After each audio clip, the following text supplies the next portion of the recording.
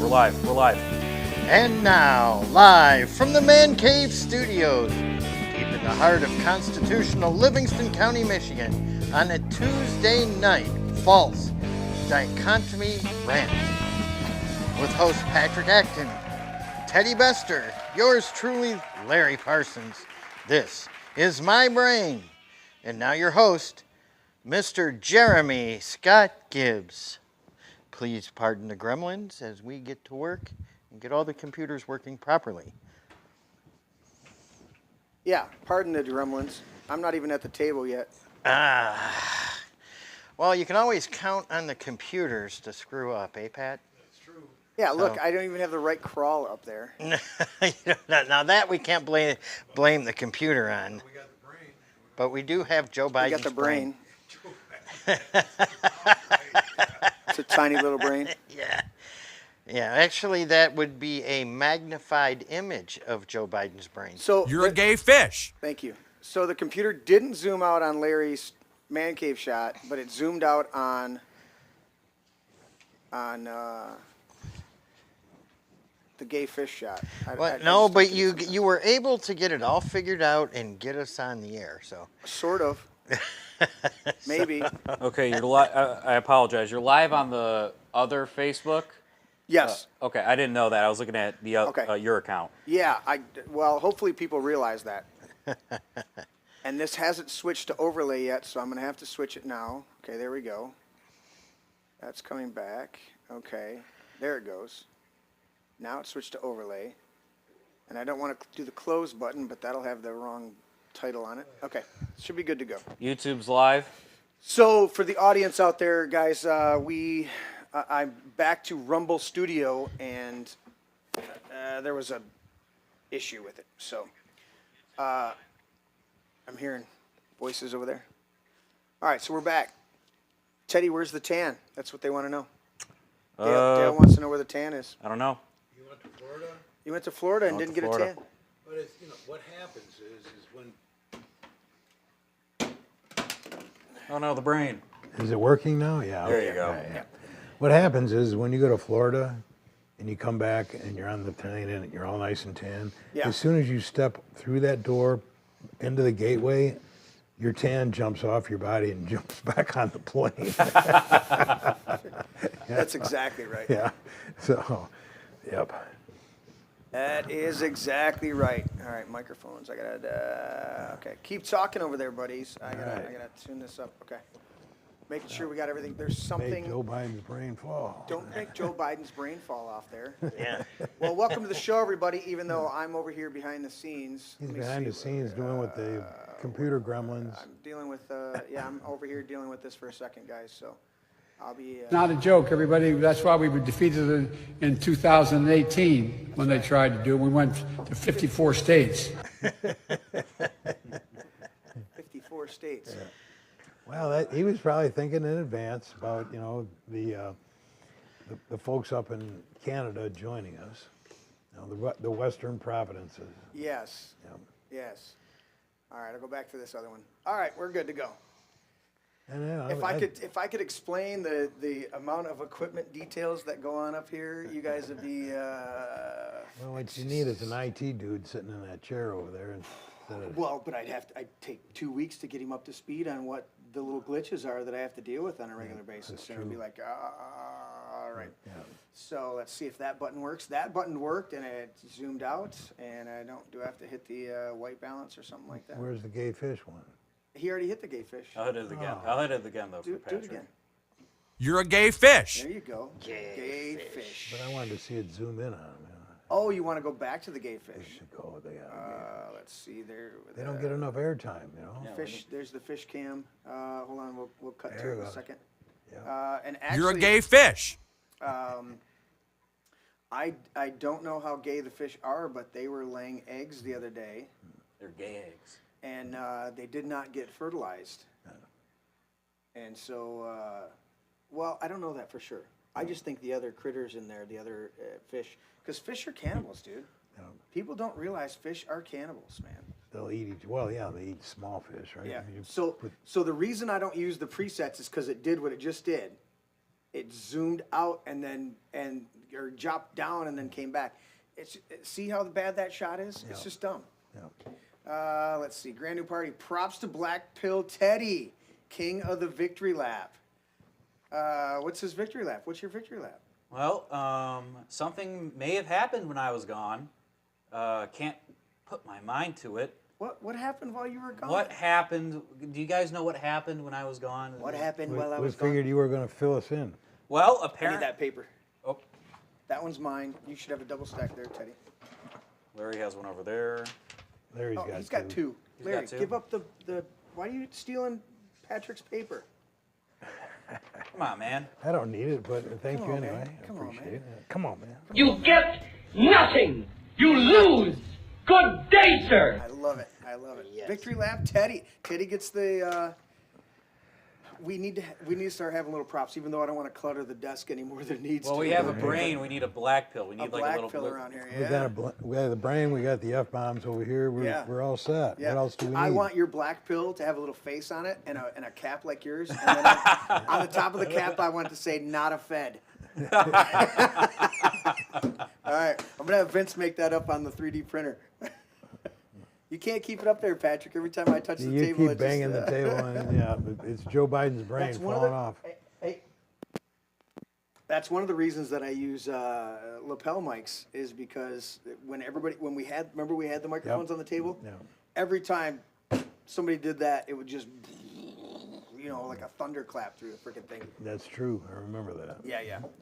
And we got to scoot a little bit, so we're doing our. Teddy. Anyways, welcome Honored to everybody. get a shout out. Sorry to interrupt. I'm honored to be recognized for my ingenuity by the Grand New Party. Just a tremendous honor. Dude, you are endorsed by the Grand New Party. That's freaking awesome. I love it.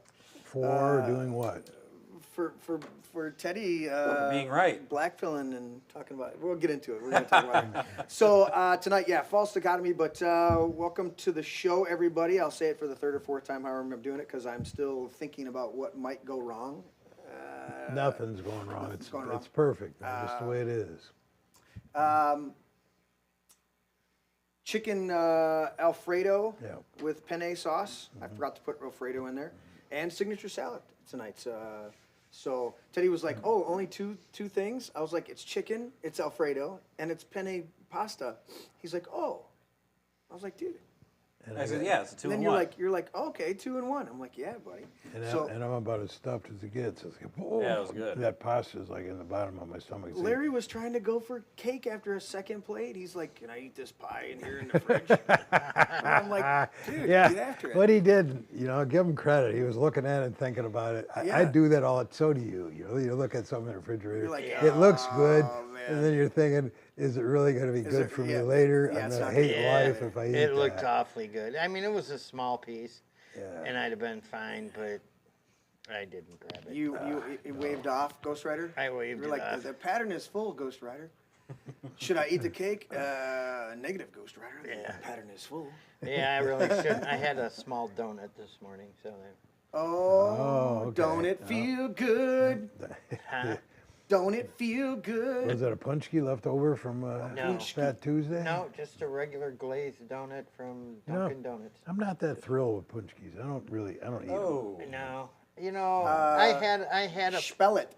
I had a punchki years ago. Patchkey? Yeah, years ago. Yeah, years ago, an Apple one. But I think they're like 1,600 calories or something like I that. don't know how. I mean, it's like Punchies are the greatest dessert item ever made in the history of mankind. And I Ever will made. not take any insult against Polish pride or culture or cuisine or anything like that. how about I will not. how about You baklava? have Poland derangement syndrome. That's what you How have. about baklava? Hey, Teddy. Baklava. Baklava is Do you know why? Do you know why Lebanese Jesus call wasn't it. born in Poland? Why? Because God couldn't find a virgin or 3 wise men.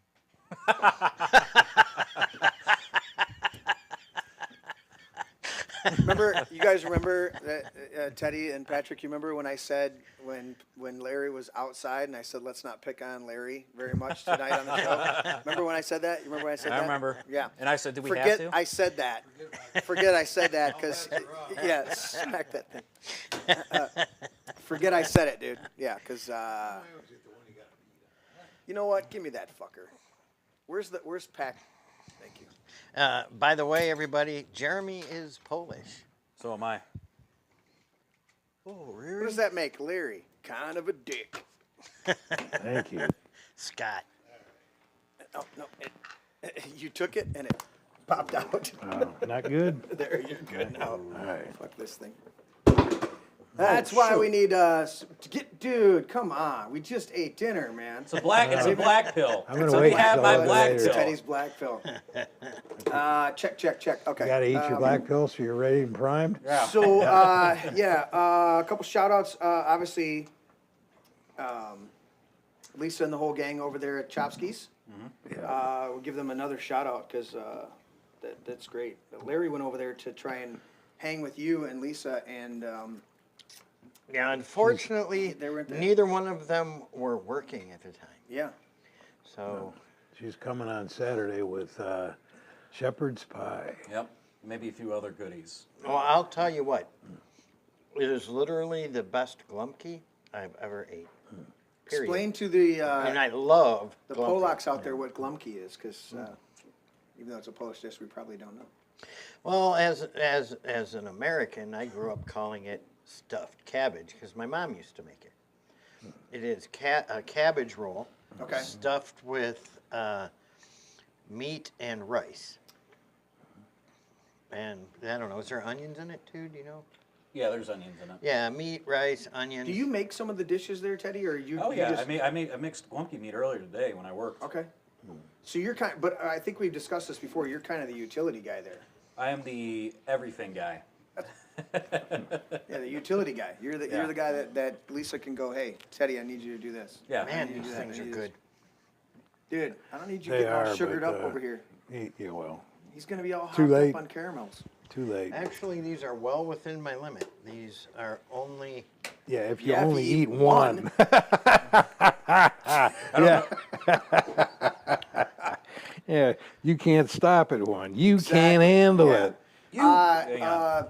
Former host on the former guest on the show, Rachel Atwood. I'm gonna cut to this real quick. Just as this is going on the west side of the state, because you guys were talking about It's how snow. we haven't gotten any rain. Yeah. They're getting sleet or hail. I don't know what the hell. Is it that right now? That's right now. Her post is from 7 minutes ago, It looks like hail to That me. looks like hail. and yeah. they are on the west side of the state. So Yeah, she we says did. our We current did situation. have, I think, 10 tornadoes. Yeah, The other day? ridiculous, dude. Yeah, coming through. Oh gosh, what was the name of that city? I can't think. It of devastated a lot of places. But Well, there was over- one whole video where it showed the Yeah, Three Rivers and yeah, and it There came was- through right there at the lake, and it was just Uh-huh. there was a guy across the lake and watched it just rip stuff, dude, horrible. yeah, and there was like 1,000 AI videos put out, claiming to be this is the damage from. And you look at the video, and I fell for one. I said, "Whoa, that's devastating," and I shared it. Yeah, And then I went back and looked at it, and the grass was green. There was You got green two- leaves on the trees, and there was boats in the lake, and 2 of them sunk while you're watching the video. That's a boomer moment. I say, well, that's getting deleted. Click. wow. Yeah. Sorry, I'm doom scrolling while we're talking. So, Yeah. yeah, I All hate right. I hate fake AI stuff. I just absolutely hate it. It serves Well, no you know, It purpose. starts to piss people I'm just, off. we're probably going to get into this later in the video, but I'm just so glad our local county Republican Party is just taking a hard stance for AI and data centers. Oh, is that true? Oh, Is that the leadership's standing? No, Larry's saying no. The party is not. well, maybe not the party, but the leadership and I don't certain know that. people. And, Teddy seems to be blackpilling again over there. Can I have my glasses? No, I read an article on that. Same damn thing. Yep. You sucked Patrick in What's that? An article on what? that they're supporting the data centers. Not supporting it, but trying to ban it. Who? That they were trying to get legislation in to put a ban on it for a while. Well, Teddy's saying that the local leadership I'm here talking in the about Republican the Party Livingston County There are Republicans. certain Oh, members I don't know about that. that are on the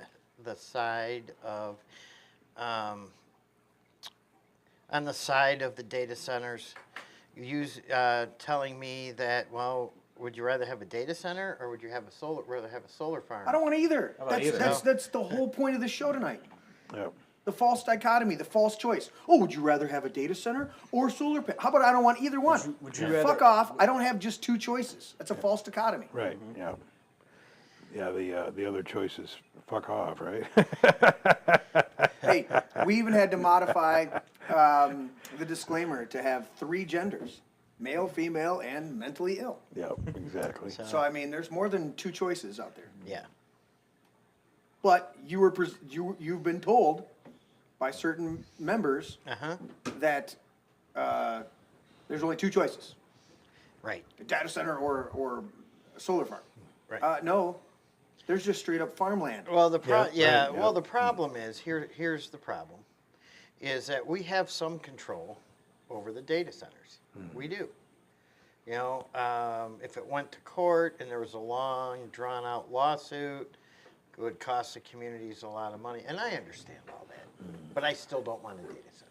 Which is amazing. If I it's gonna cost, especially don't want a Facebook data center. Yeah. Especially more than anything else. Right. That one is a hard no, because they can block and ban my Facebook page from California, Ohio, But that could get- Tennessee. that could They get- don't have to do it in Livingston County.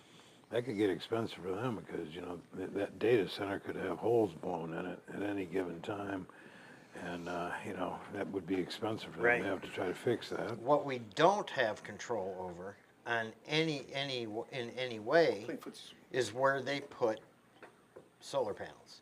Right. Because the communists in Lansing, when they had total control of everything, rammed through a law taking that away because no community anywhere wanted these ugly ass. stupid solar panels, Exactly.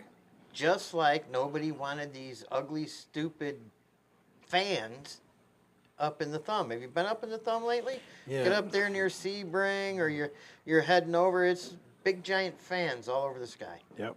Yeah.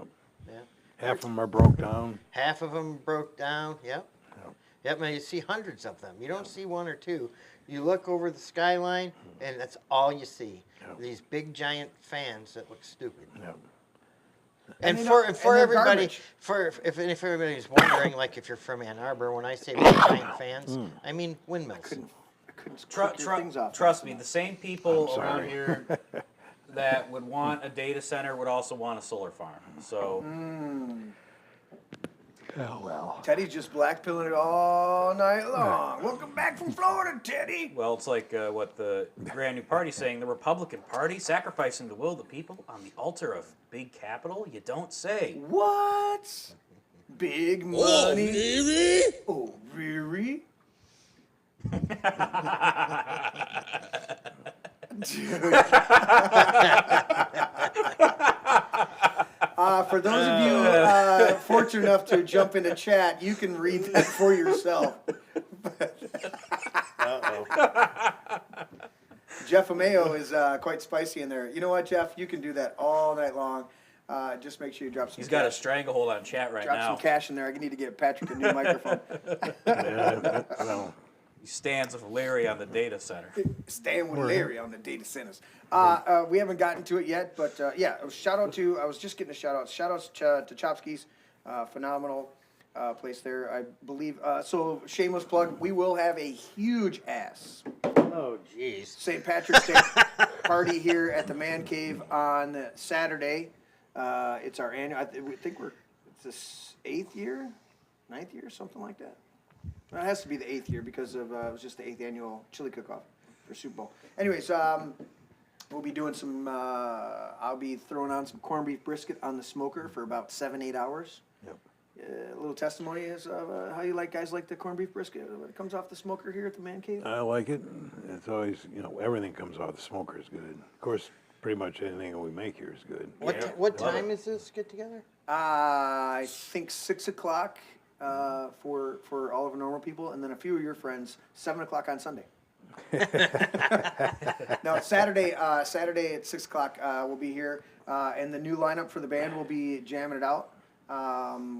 We've revamped some songs and done a few things. I think it's the doors open at 5 and. Is that what I said on there? Yeah, something like that. I'm the guy who made the flyer. I can't tell you what the fuck it says. Here it is right here. The dude made the flyer. And it says, arrive at 5. Arrive at 5 at Matt. And then we go eat at 6. Yeah, but really it starts around 5:30 nibbling, and then it kind of goes on till about midnight. But the jam session starts at 7, and oh boy, there'll be lots. There'll be a hockey. Isn't there a hockey game listed? There's a hockey game in here. Yeah, so we'll have hockey on the screen as well. Red Wings versus Stars. Nice. And that starts at 8. Read it, Dale, or read what Dale said, Larry. Dale, I don't know who Dale is, but somebody just said Studebaker. We are bringing the cowboy beans extra gassy for Larry. That's Dale. That'll clear the place out. I don't know that I can make it. I have a parade Saturday morning in Pinckney, I think, and then in the afternoon I'm going to a luncheon with my brother and his wife. Who's gonna But piss people hopefully off I if you get don't there. make it? That's true. Who's gonna offend people? That's right. I need you're to not here. come in here and fend everybody so they leave. Leave some more corned beef brisket for me. Oh, Larry has a parade. That's what God always says. Larry has a parade. It's got rainbows in it for you, Larry. Is it the Pride Parade? Is it Is it a vibrant parade? That sounds catchy. The Pinckney Pride Parade. And Larry's gonna bring like the is- Slavskin flow. He No, is he- all excited about bringing the big blow up dildo. I was. I thought he was going to bring farts and flowers. Yeah. What did Isn't I it- say? The blow up dildo? Same thing. I believe. No. Very funny. It is a St. Patrick's Day parade. That's what we're doing here. And what we're doing here. I will be attending with Christina Like, who is running for judge. 44th Circuit Court judge here in Livingston County. Hell yeah. She was on the show and couldn't quite, her husband lawyer would not give her the full authorization once they got here to the show to give them like full, we were supposed to have exclusive announcement rights. And when they got here, they're like, the website's not up and running and we can't accept donations yet, so we're going to have to hold off on being totally official. Right. And then I kept asking questions that she couldn't commit to because she's like, I wouldn't know until a case is in front of me. I'm like, oh, okay, constantly. Well, she's working She's hard. awesome. Hey, I love Christina. I love Dan. I just, I wanted more, and they couldn't do it. It just wasn't the right timing. Larry Right. would have booked them this, past Sunday. We'd have been all good, but he booked them a week early, and they had to restrain themselves. So ultimately, I blame Larry. Well, it's more fun to blame Larry. It is. I told you guys, let's lay off Larry tonight. Let's just be nice with Larry tonight. And then he walks up here and makes a post joke. So fuck you, Larry. So it's Larry's job is pissing people off. Well, I like his Polish joke. What Larry, John Bovey says, what Larry does in his bedroom is none of my business, brother. Amen, brother. Amen, brother. That's Let between me tell you something here, brother. The Democrats are the real transphobes, okay? The Republican Party has been always the party of transgenders, okay? Jeez. Jesus. Listen, there's going to be 2 more weeks and we're going to get arrests that prove that the Democrats are the real homophobes. It's going to happen, folks. Trust the plan. I'm not the only one who does vocal impressions. I did that British one that time that like lit up the You room. did, dude. It was awesome. It was awesome. We definitely do need to see some arrests, and that's my comment on that. I played. Teddy walked in and I was playing JFK the movie. I throw different movies on when I'm working in here. Either it's music or I throw a movie on. Right. And I was doing a bunch of trim work and stuff like that. And I goes, Teddy, this one, and I rewound it for him because it just passed. It's Donald Sutherland going. He goes, it's Donald Sutherland talking to Kevin Costner in the movie, and he goes, you need to continue forward with your case. And he goes, I don't have much of a case. He goes, you don't have a choice. There's a spotlight on you. He goes, just make some arrests. Stir the shitstorm. Do something. And that's what we've been saying to Trump. I don't care if the case is solid. Do an arrest. Do an arrest. And then if you need to retool how you do the verbiage, I think they need to get rid of Bondi. I mean, I think that's probably pay for play, Pam. Yeah. Well, Bondi needs to spend, I guess, $200 million on ads for Facebook all over it for something to happen. Oh, like Christy Noem? Yep. So, Jeremy, why don't you pull up your Facebook Messenger? I sent you a link. Oh, no, we haven't even done disclaimers yet. Okay. Well, I already mentioned Christina, so we'll do disclaimers after this. Oh. If you don't mind. I do mind, but it's okay. I appreciate you. I appreciate you. But I'm not laying off of you. What if we're all not on board with Christina? So, yeah. Oh, you got for a judge? She's awesome. Yes. I know her. Yeah, so here are some endorsements. Right off the bat, we have the Honorable David Reeder, former Livingston County prosecutor, judge, and county commissioner. Mm-hmm. Then we have Judge Rosemary Aquilina. She's a judge from Ingham County. Yeah. Then we have former representative and beloved sheriff, Bob Bazat's endorsement. Yeah. And then you got, there's Frank Sample. There's Frank Sample. And Doug. And Doug Hauserman. Yeah. And I think we'll start to get more commissioners, but I want to speak out of turn. Right. Well, you know, and there's a whole bunch of other endorsements. Yeah. That I'm right underneath the page, but I will, since there's no pictures, I'm just going to read them. Yeah, read them. Jeff Scott, Heartland Consolidated School Board of Education. Anne Marie Rodriguez Palazzari. Rob Rodriguez Palazzari. Kevin Ross from Tyrone Township. Brandon Denby. It was off camera, Larry. It's all good. Brandon Denby, the Registry of Deeds. Mm-hmm. Sandy Hauserman, who is Doug Hauserman's wife. Wait. Read the next three. I'm super excited about this. Jeremy Gibbs from Howell. He's a resident. I skipped myself. You skipped Larry. Larry Parsons, veteran, Heartland resident, and the endorsement of the This Is My Brain podcast. Hell yeah. Yep. Also endorsed by Sharon Lolio, Howell Township Planning Commission. Yeah. Armando Ramos, veteran and Howell resident. Bobby Bright, Fowlerville resident and veteran, and I believe he used to be in charge of the American Legion in Howell at one point, or I believe. Glenn Gugaleski, Heartland Consolidated School Board of Education. Jeannie Gugaleski, Co-Main Library Board and Trustee President. That's a duel on the Go-Go's. Yes. Trish Fessler, Heartland Township resident. Joe Farkas, Howell Township resident. Who's been on the show before. Susan McDonald, Brighton resident. Marcia Dix, Tyrone Township. Yeah. Jim Weeks, Assistant Prosecuting Attorney and previous Congressional Director of Right to Life. You're putting me to sleep here. Yeah, and there's a whole host of others, including Commissioner Domas. Nice. Dave Domas. So I told you there was a couple more commissioners on there, yeah. So, yeah, that one's new. That's why there's not a he's picture. 90. He just turned 90. Did he? Yeah. I didn't know he turned 90. I thought he was 88 or so. No, he just turned 90. Turned 90? Yep. He looks pretty damn good. And for one 90. more. He's kicking it. And one more. Bill Rogers. So, Oh, right there, yeah. yeah, No relation to yes. your buddy. He's, Mike his, he's his Rogers. brother. Oh, is it? Yeah. So it is relations. Not that kind of relations. Oh, Dr. Hank Vopel. Let's not Well, we forget. support 100%. We support Christina Like. She will be a phenomenal judge, and we support her 100%. Yeah. There's a ton of endorsements, and you can find that at www.livingstonlikes, L-Y-K-E for the final like, and .com. And that'll take you right to those page. Click on endorsements. And you can also donate on that page. Absolutely. So even if you don't live in the district and you want to see a constitutional constructionist on our bench, we will gladly accept donations from you. Oh, I have to respond to this in chat. You have to respond to something in chat. I have to respond to it in chat, and I have to do it in all caps. I'm sorry. And I'm afraid to look.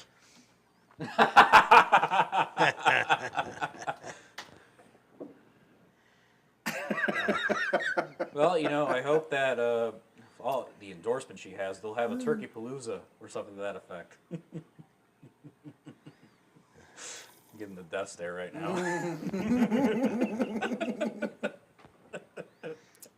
Oh, and people wonder why I drink so much on the show.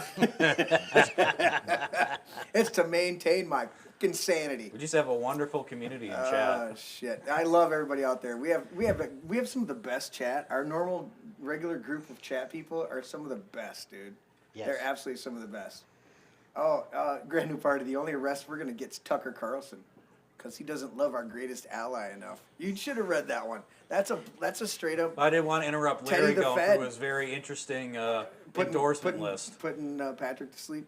Yeah, exactly. Patrick like audibly yawned. Yes, she's endorsed. We love her.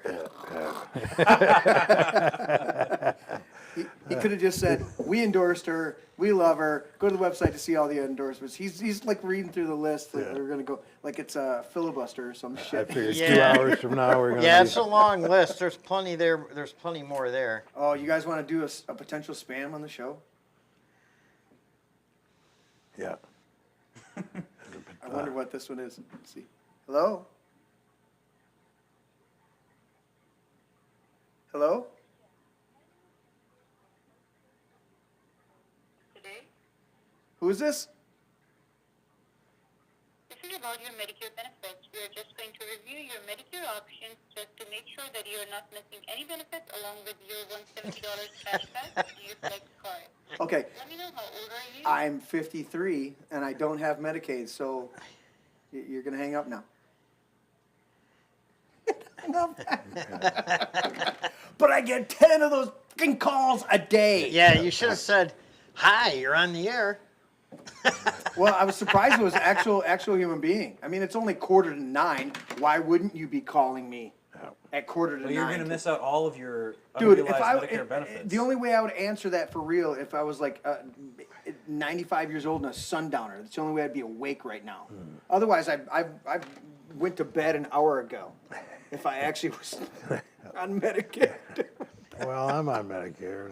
Well, you know what Bovey I'm says Bovey says that he thinks that we need to keep bombing those girls' schools or they'll never learn. But there could be a problem. Maybe there was boys in the girls' bathrooms there. Oh, is that what it was? Actually, the intel that I heard from a couple different former military guys was that they were working off old intelligence, and that building was at one time a military target. Yeah. And they never updated their stuff. Ah. So now a bunch of little girls are dead because they can't figure out to fucking do a quick web search and find out if it's still being used as a fucking military installation or whether it's a girls' school now. Yeah. Dude, come fucking on. I don't know. Sorry, I heard it was. What time is it? Could be a Leering Center. It could be a Leering Center. That's probably what it Yeah, was. that's probably what it was. It was It a was a Leering Center. Leering A Center. Leering Center with boys in the Leering girls' Center. bathroom. Larry Leary Center. Dude, we got to get that clip from Time Bandits where the Leering clip. It's the ogre on the ship, and he's like, But you could leer at them. And he leers at him like leering. You can leer at I got an important question.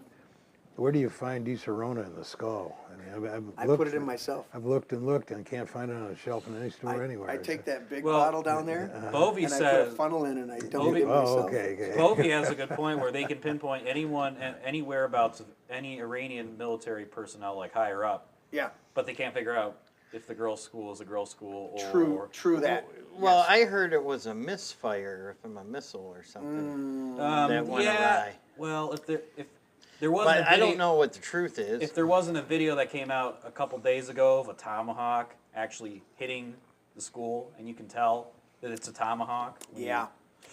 And, we as Americans here on American soil, if we had an accidental misfire of maybe a police officer's bullet, there would be fucking riots in the street.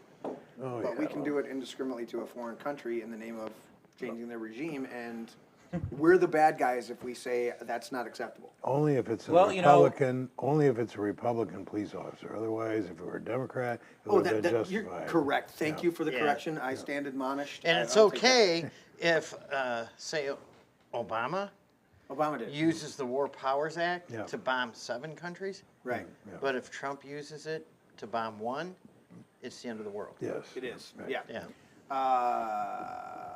That's not totally true, Larry. I'm a long-legged Mac Daddy, and I've got 2 words for you. Predator drones. Well, it's just very interesting that the Epstein Coalition has a tendency for the last couple of years to kill children in schools, in blocks, anything like that. So, Read the last 2 comments there, Teddy. from Wesson. Yeah, Wesson. 2 things, rocket hit off course or devils in the basement. And then Bovey says, I wonder if all the killing the people in the aid camps are misfires. Yeah, here's why I wanted to talk about the false dichotomy tonight, because it's an either or. In fact, I said in my initial thoughts, either you're with us or you're with the terrorists.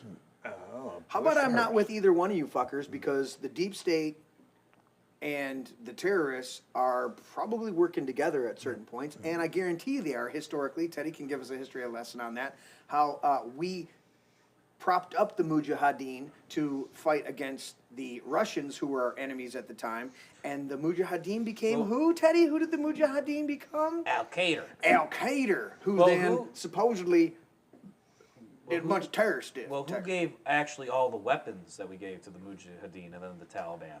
Wasn't us. We just kind of gave the money. We just gave them money. Who gave the weapons, though? Oh, Iran.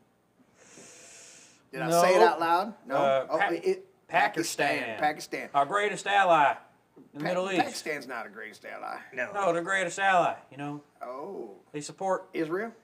They're the greatest ally. They have nukes and they support terror groups, but I guess it's okay if they have nukes. I wonder what's the difference between Pakistan and, let's just say, Iran. They're supposedly 2 weeks from having a nuclear bomb, according to Netanyahu. Pakistan's already got the bomb. Since Netanyahu's been saying they've been close to having a nuclear weapon for weeks, a month, since 1995. That's when Netanyahu was, there's recordings of this. You can look this up. No, and read Wesson's one, too. No telling such a loving country never know how many they kill of their own. No, I agree. So I got to lay this out, because Larry said that last week there was a few people that felt we were attacking Trump. No. If we're going to be a moral people, then we're going to hold our leadership accountable, even though the left doesn't hold their accountable, okay? Right. I can disagree with some of the actions of Trump and still say he's a great president, and I support him as our president. But I disagree with certain actions, okay? That's part of the dialogue. That's part of the thing. So I understand, where John Bovey wants to throw stuff out there and say, nuclear weapons, and I get your statement. I also get where Weston's saying, listen, as much as you say they love their own country and they don't kill their own, they do. They do kill their own. Do you realize that America's also has the highest per capita of incarcerated people because we privatize our prisons and we make money off of everybody that's in the prison system? That's just as much. That's just as bad. Well, not on equal levels, but we fuck over our own people. Okay, if we were the founding fathers, we would have overthrown this government a long time ago. A long time ago. Because we're under such oppression tax-wise and regulation-wise and all the other bullshit that we deal with, as well We're as unrecognizable. we're unrecognizable to the founding fathers. Yes. And so there are problems throughout this. And my problem is, as far as Iran, I don't believe in the false dichotomy. Either you're supporting the attacking Iran or you're not supporting it. Either you're supporting Trump or you're not. No, I can disagree with something that he does that I disagree with. Now, maybe it works out. Maybe it doesn't work out. But I can disagree with it on the front because I'm, as Larry has pointed out, I'm anti-war, period. Unless you come and literally attack us on our shore, and it's very proven that Nice it wasn't shirt, our shit. bro. You like that shirt? I like that shit. Yeah. Unless it was, we can like prove it out that we didn't do something to provoke the attack, either a black flag or a false flag, which is very hard to do nowadays, given what Larry pointed out, the hate fucking AI. So I'm looking at all these dynamics and I'm going, guys, we've got to realize that nothing is black and white anymore. This false dichotomy of either you're supporting this, no, I want to have a conversation about this. And then I'm going to ask, I did it last week with Larry and George, and I looked over and I said, Larry, where are you getting your information? George, where are you getting your information? Okay? And I didn't do much of a debate after that, but I at least want them to say, this is where I get my information, because even that can be suspect. Even where I get my information, okay? You can have the most trusted guy that'll tell you 90% of the truth. You know rat poisoning? You know how much actual poisoning is in rat poisoning? No, not much. It's like 0.2% is actual rat poisoning. Teddy, will you look it up real quick to give me the actual rat poisoning breakdown? Well, while he's doing that, we need to digress just a little bit because we seem to have missed the disclaimers. Sorry, I've already dropped a bunch of F-bombs, so I want... And it's an important piece of the equation. Yeah. All right, let me do this. Notice this podcast is raw, unfiltered, and completely politically incorrect. As noted by Larry, we will offend whoever the fuck's around. We say Merry Christmas and the Pledge of Allegiance, especially the part about one nation under God. We thank our troops for their service. Thank you, Larry, and those in our audience that have served. We appreciate your service. We may disagree with the war where you were sent to or the assignment you were given, but we support your valor and your patriotism 100%. We recognize three genders: male, female, and mentally ill. Dangle, no dangle, and Nuts. That's it. Dangle, no dangle, and nuts. As adults, we enjoy adult beverages. Anybody with an adult beverage? Patrick's. His ice cube's way down there. Teddy. Oh, Teddy's on the. Teddy's. He's on the glass of wine over there. What's Larry got? iced tea. That's tea. good. What the heck? Yeah, that's what Looks I like had a for beer. lunch. Had an Arnold Palmer for lunch, actually. It was good. Nice. We cuss, we do not curse or swear. Look up the definitions, please. I get so literally this is a cuss word, pissed off at the stupid, yeah, Tim Allen's pointing out it's 0.001%. I thought it was a lot lower. Yeah, you're right. We're going to come back to that. A lot lawyer? Lot lawyer.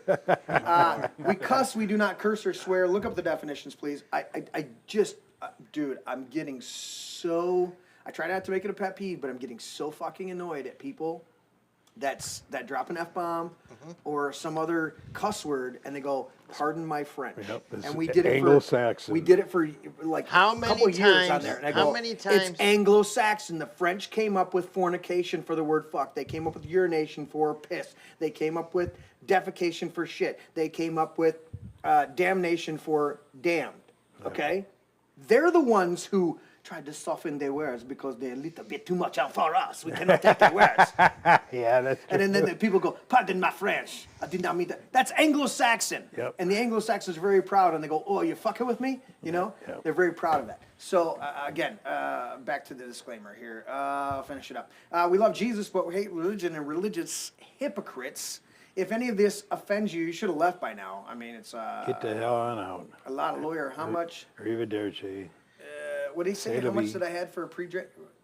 Oh, that's right. Tim is asking in the chat how much of a how much has the man drank for pre-show?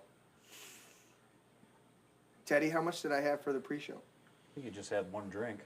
Half a skull. I mean, take a look at the skull over there. He says I had one drink.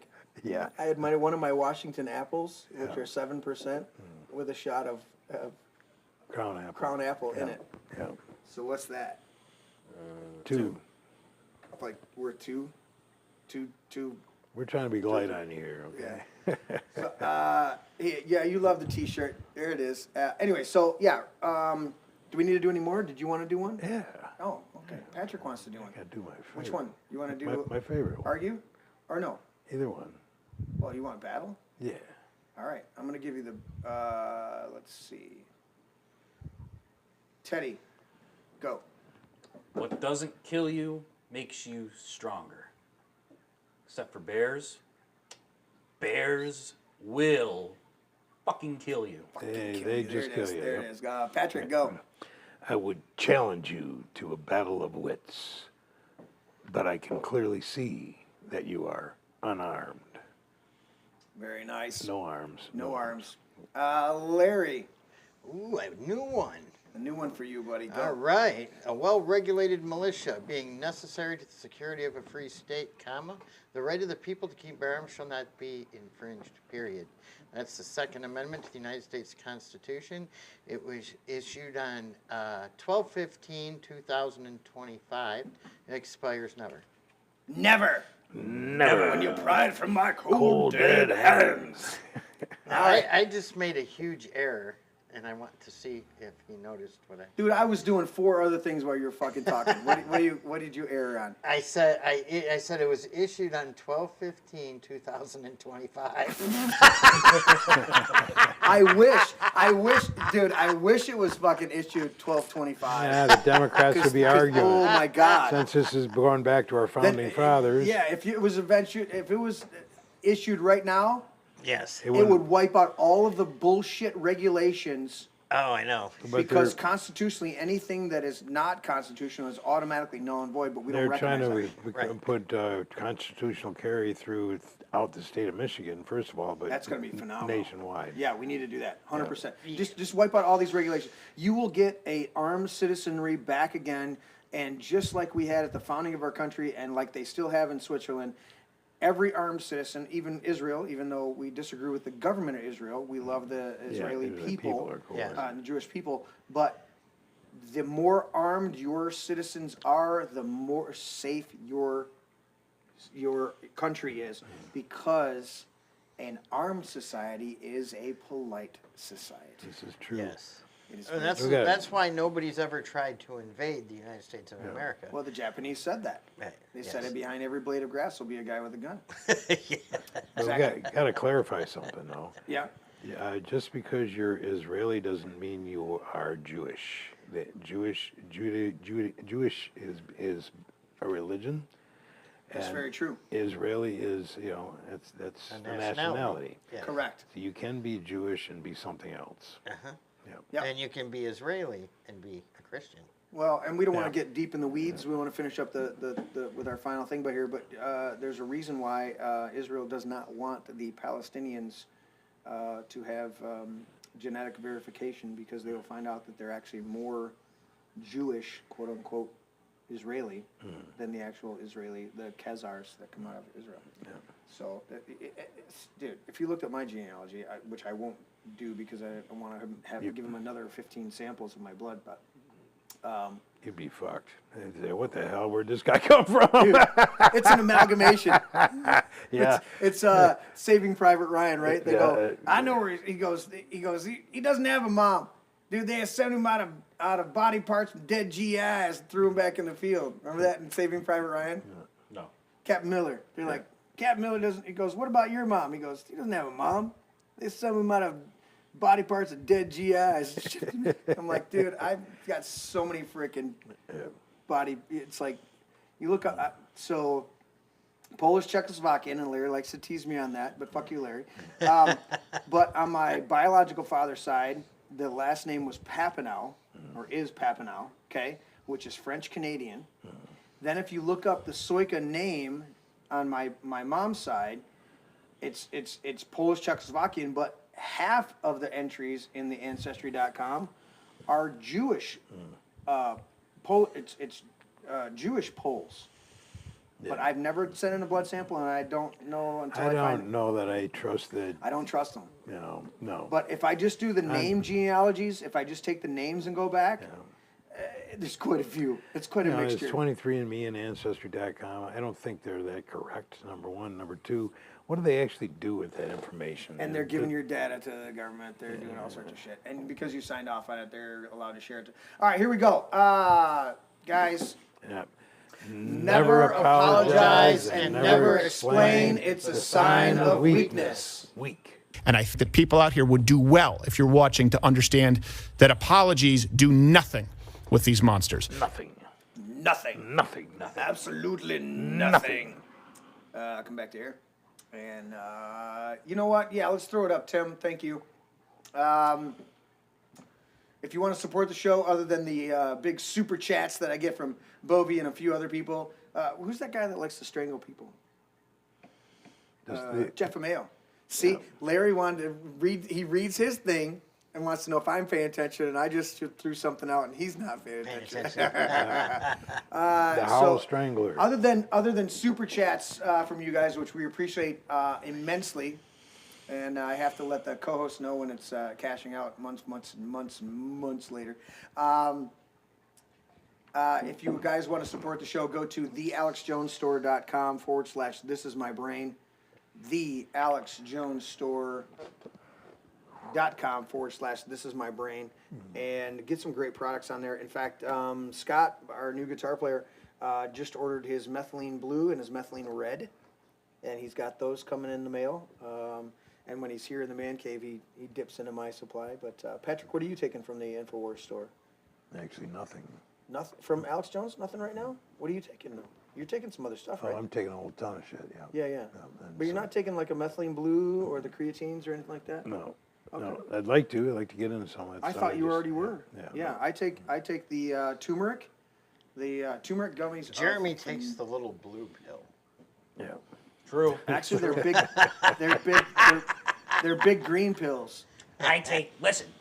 Jeremy takes the blue pill, and Teddy, the Fed, takes the black pill. I take the red pill because I'm a proud Republican that will vote for Mike Rogers over Slopskin. Oh shit, he's just throwing down, man. Yeah, I would vote for a turd on the end of the shovel. Yes. Over Slopskin. I'd like to get some Shilajit. Some Some Shilajit, dude. The Shilajit, I've got those gummies downstairs. Yeah. I've got some other ones. So Tim posted this. Here, we're gonna play it. Is it gonna? No, it's not gonna give me The 8 of us to save one guy. 20 degrees. Anybody want to answer that? 10 seconds after that. Driving. Think about the poor bastard's mother. Hey, Doc, I got a mother, all right?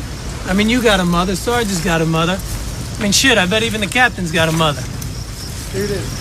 Well, maybe not the captain, but the rest of us got mothers. There's not a reason why, there's but to do and die. La la la la la la la la la la la la la la. What the fuck is that supposed to mean, Corporal, huh? We're all supposed to die, is that it? Papa's talking about our duty as soldiers. Yes, sir. We all have orders and we have to follow them. That supersedes everything, including your mothers. Yes, sir, thank you, sir. Even if you think the mission's FUBAR, sir? Especially if you think the mission's FUBAR. What's FUBAR? Oh, it's German. Yeah. Never heard of that. Sir, I have an opinion on this matter. Oh shit, Jackson, tell us. By all means, share it with the squad. Well, from my way of thinking, sir, this entire mission is a serious misallocation of valuable military resources. Go on. Well, it seems to me, sir, that God gave me a special gift, made me a fine instrument of warfare. Driving, pay attention now. This is the way to gripe. Continue, Jackson. Well, what I mean by that, sir, is he used to put me and this here sniper rifle anywhere up to and including 1 mile of Adolf Hitler with a clear line of sight, sir. Pack your bags, fellas. War's over. Amen. Oh, that's brilliant, Bumpkin. Hey, so, Captain, what about you? I mean, you don't gripe at all? I don't gripe to you, Ryben. I'm a captain. He's a chain of command. Gripes go up, not down. Always up. You gripe to me. I gripe to my superior officer, so on, so on, so on. I don't gripe to you. I don't gripe in front of you. You should know that as a ranger. I'm sorry, sir, but let's say you weren't a captain, or maybe I was a major. What would you say then? Well, in that case, I say this is an excellent mission, sir, with an extremely valuable objective, sir. Worthy of my best efforts, sir. Moreover, I feel heartfelt sorrow for the mother of Private James Ryan. I'm willing to lay down my life and the lives of my men, especially you, Ryben, to ease her suffering. He's good. I love him. That's why you guys don't know what the amount of quotes that I put out there. It's those ones, I? No, these ones are That is shot. not one of my This ain't favorite working. No? No. Why not? I just don't like it. What's one of your favorite movies? One of my favorite movies? Heartbreak Don't- Ridge. That's because you like Clint Eastwood being a hard ass. Yes. Clint Eastwood is a good hard ass. He is a good hard ass. I like Clint. Yeah. And you know what else is a really good movie? What? A Few Good Men. Yep. I do like that one. Yes. Did you order the code red? You're damn right I did. You can't handle it. This world has walls. Who's going to defend them? You, Lieutenant Weinberg. That is a great line, and from what I read, improvised by the actor. Jack Nicholson was badass on that. Yeah, it was a good part of that scene. He improvised into the show. Right. And I don't know, it's incredible. You know, they wanted to burn that officer, right, for the Code Red training. Yeah. Which the military got rid of it. It was a valuable part of basic training. Even when I was in basic training, Code Reds were This common. one's fucking up. Right? They were common. But if you're going to send me to war Yeah. under a commander, that's the commander I want. Because that's the commander. You want me on that wall. That's the commander that's going to bring his troops home. You need me on the wall. Yep. We talk about honor, loyalty, Discipline. discipline. We use them as a backbone of life spent defending something. You use them as a punchline at a party. Yeah. Dude, I can recite most of that. I fucking love that movie. Yeah, that is, and they took down a good officer, which, you know, like it or not, that's what happens in the military. They use a certain training program for so long. Yep. And then they get rid of it. And, you know, it was designed to weed out the weak. The Yeah. problem with the problem with saving or with a few good men Yeah. is that they didn't, their chain of command did not recognize the weak in order to get rid of them. Right. And they got Private Santiago. Santiago should have been shipped out. Yeah. And yet they were arrogant, thinking they were going to train him, and they Right. missed it. And they missed And it. that's- And, you know, the doctor missed it. The doctor testified 100%. that he missed it. And, you know, and it was a heart condition where Private Santiago couldn't keep up with the training mission, you know, the training programs in the Marines. He couldn't do the physical training. See, Tim's clarifying what I did. So he played the clip, and it was about mothers, and he's clarifying. Captain didn't go to school. They assembled him out of OCS, out of spare body parts from dead GIs, is the quote. And I was thinking about his mother, but yeah. That was the quote. So it was a good clip either way. It got us banned on YouTube, so we're good to go. It got us banned on YouTube. Oh, I guarantee it. It's dude. YouTube, we talked over parts of that, and they'll go, your thing was well. Facebook's gonna do it too. Both of them. Yeah. Fuck you. Yeah. Did I make $400,000 off that clip while we were playing it?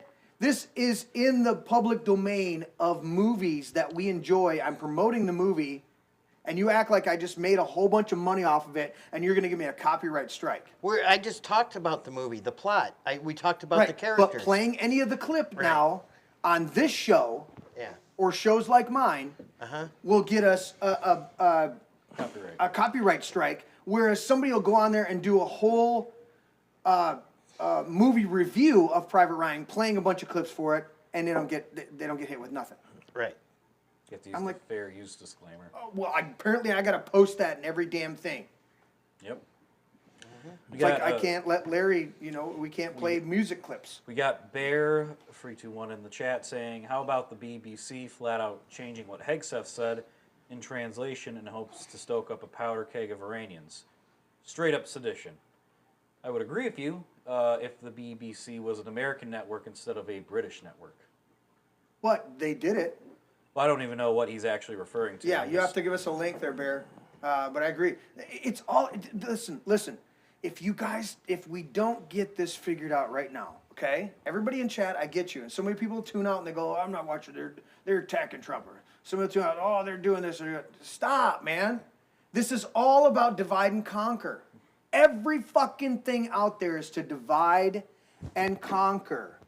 They want us arguing over the bullshit. Okay? That's what they want. Don't you fucking do it, Larry. I don't know what you're talking about. They want to divide and conquer us, okay? We've got to find the common ground, asshole. Which is why we need to vote for Mike Rogers in the U.S. Senate. Instead of... Yes, but take the other one down, Tim. Don't leave that up forever. Give the email. The whole country would be a better place. If you're fucking offended by what we say on the show, please leave. Email Larry. Yes, that's right.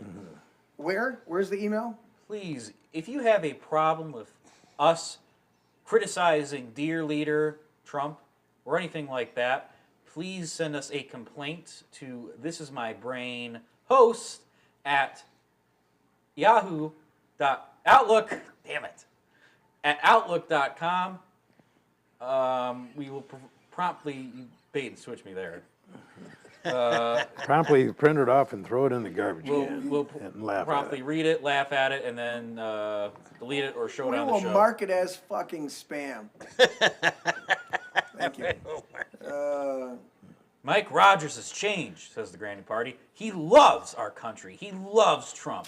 He only passed the Patriot Act because he's a patriot. You know, it's true. It has true. Patriot. That is true. It has the word patriot. It has in it. you have to. Hey, you're either with you know us what? or you're either with us or with the terrorists. I was 100% for the Affordable Care Act until I figured out that it wasn't affordable, and it took me all of 10 seconds. Yes. To find out it wasn't affordable. Not only for the patients, but for the physicians that had to implement it. 100%. And the Patriot Act is not patriotic in any way, shape, or form. No. Yeah. We haven't gotten anything tonight. Because you're either with us or you're with the terrorists.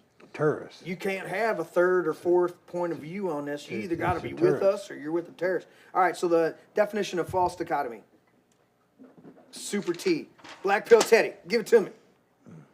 False dichotomy, a false dilemma, also referred to as a false dichotomy or false binary, is an informal fallacy based on a premise that erroneously limits what options are available. Premise. Based on a premise that erroneously limits options that are available. Well, you can only vote for either a Republican or a Democrat. Yeah, binary, yes, John Bovey, thank you. Gotta support data centers or solar farms. That's the only two choices you got, man. That's it. That's all you got. Either way, otherwise you're fucked. I might just blow them up and keep the farmland. Patrick's gonna get arrested. Think about all the tax. Listen, you're a terrorist. Patrick, Terrorist. If we keep the farmland, then we're not getting any tax dollars. Actually, no, we're not giving corporations tax breaks or extra revenue so we can build a shopping center or like ice rink or whatever. Holy shit. Binary? What is this, some sort of liberal podcast? I like Grand New Party. False dichotomy. Dichotomy, right? Dichotomy. I'm pro by typo. I could tell by the hair. We've only lost 15 people from the chat since our conversation. Larry's getting all geared up. But before we go to Larry, while he gets all of his stuff ready, Teddy, give us the Bester perspective. That's on our list today. The Bester perspective. Iran, The best Strait of of the Hormuz, Bester. oil. Talk to us, Teddy. Give us the breakdown. Okay, so let me ask you guys in the audience a general question. Oh shit! Right? Uh-oh, here we go. What does this war have to do with benefiting people like us, average Americans? You know, where things are not really doing good with the economy. You know, America, pew pew pew pew. Besides that, you know, Okay. America, pew pew pew. You know, what does bombing Iran, bombing, you know, schools, and you know, out of the blue, what does that have to? What is that doing really? What's the benefit for the American people? Come on, Larry sent me the video of bomb Iran. Yeah, that was funny. Wasn't that a good one? Yeah, John McCain loved that. Horrible. I think Larry would have probably voted for John McCain. Oh, did you vote for John McCain? I had to. Oh my! Had to. I didn't vote for him in the primary. That's not a false dichotomy. It was either him or Obama. Anybody but Obama. So click. All right. Yeah, Go. Anyway, so I want to have this scenario out. Imagine one day we wake up and the White House has been bombed, the president is dead, the cabinet is dead, including Secretary of Defense, most of our generals. There are reports of civilian casualties in the hundreds, if not thousands of deaths, including a couple hundred school children. Yeah. So, you know, what would we want as the public, American people, as a response to that from our military and as ourselves? Would we want kind of, you know, these foreign attackers, they're like, oh, well, you have to negotiate with us now. How do you think we would want respond to that? Should Wait. Teddy, are you trying to put us in other people's shoes? Well, I'm just trying to do a different kind of perspective, really. Imagine like a different kind of perspective that you're not being, like, thinking about because people watch Fox News, including... Well, the Democrats are probably dancing in the streets like the Iranian people are dancing in the streets in Iran. Are we talking about You're not on Are we camera. talking about the Iranian people that are living not in Iran? Because that's all the clips I've seen is that they're dancing in London, America. You know, there's some celebrations I've seen, like, you know, you got fireworks launching off, but let me just say bomb rollouts. Well, let me do another perspective. Would we call Pearl Harbor a surprise attack, a declaration of war? Or just it was a surprise for Pearl Harbor. Or just an operation. You know, it's not a war; it's an operation, right? What would that be? What we would call Pearl Harbor then? So I just want to imagine, you know. So we've tried negotiating with Iran 2 times, right?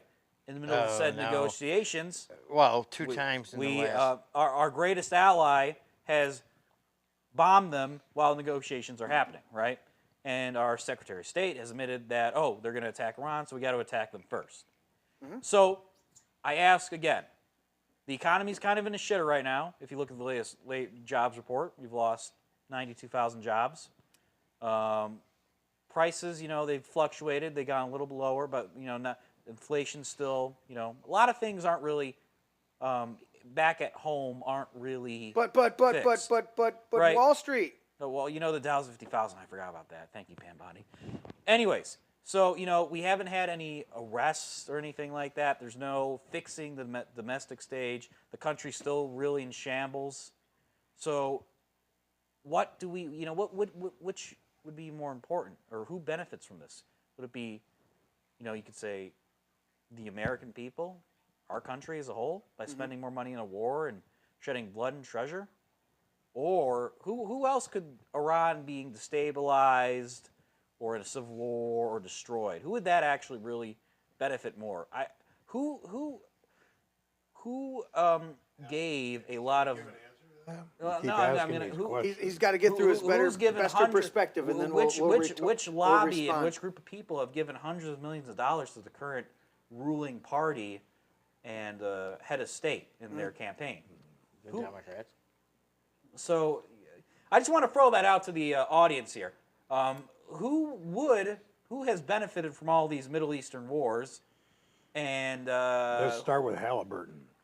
Right. And work right on down the war machine. Well, all these companies that are pumping out. That's a part of it, but I thought we were liberating the Iranian people first. Now it's oil, and then we had to save this. And we're not into regime change, right? Yeah, we're not into regime change, but we want the oil, and they were going to attack.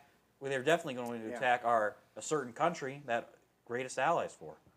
So I'll just throw that out to chat and you guys. Well, that was the Bester perspective, and that's what I wanted to get to. And I wanted to do one more little bit on Hormuz or oil. Give me some Black Belt Teddy. Not a Fed. You know, we don't get a lot of our oil from Iran, but where we do get our oil is Saudi Arabia, Kuwait, Qatar, Bahrain. That all goes through the Strait of Hormuz. And just for those of you in Ann Arbor, Qatar has been frequently called Qatar. They keep doing this bait and switch bullshit, just like it used to be called Kiev, and now they call it Kyiv.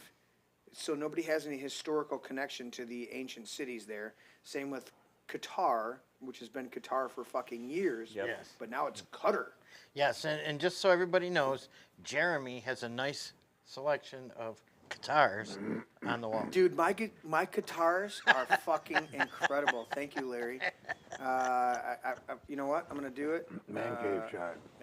I'm doing the man cave shot, but then I gotta hit the. Where's the button at? So you can see all your guitars. My guitars. I turned the stage lights on. Which way is it going? It's not. It's got a gremlin. Dude. It's not working. Come on, man. Anyways, there's a whole wall of guitars. Anyways, I just want to finish off real quick. Yeah, go ahead, Teddy. Sorry to interrupt you. Doesn't your brother make guitars? He knows how to. He knows how to make guitars? Guitars. He made one. He did. It was badass, dude. It was like a... So I just want to finish off by saying, if you think just sending out a truth or a tweet can fix the quagmire that you've caused by getting bad advice, as some would say, into dragging to another war, I have news for you. The Strait of Hormuz, it's not, you think, oh, if we destroy the Navy, there won't be any blockade. Well, there's still mines, there's still anti-ship missiles, there's still drones, and it's pretty... It worked. Look at the guitars. There you go. There you go. Keep talking, buddy. I'm not trying And so to all the people I see on Facebook, celebrating the clapping like seals, celebrating this war, as I was like, oh, I wrote it first, I wrote a Rant, that's America first. Well, I hope you enjoy your higher gas prices, your higher LNG prices, higher flight costs, higher everything, because that's who ultimately is getting the short end of the stick, besides the people in the countries in the Middle East that are getting bombed for no justification in my mind. There's no just, cause for going in there, surprising, Pearl Harboring basically Iran, even though when we're negotiations with them. And I just hope that everyone is just like, well, I guess I'll have to pay $4 a gallon. That's what I voted for. Here in Michigan, but in frickin' California, they're already paying fucking. But I'm going to rain on your parade big time. Well, hang on. I fueled up yesterday, 509. 509. Diesel fuel. Well, I was talking about regular gas. We're still at 335. Which 369. Which fucking pisses me off to no end, because diesel should be the cheapest stuff, because you can take crude oil and refine out just the diesel and run it through a paper fucking filter and put it in your truck.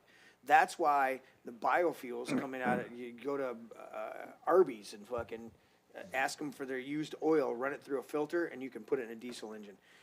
Diesel is the easiest gas, what was it, Von Diesel, whatever the fuck his name was, that invented the diesel engine.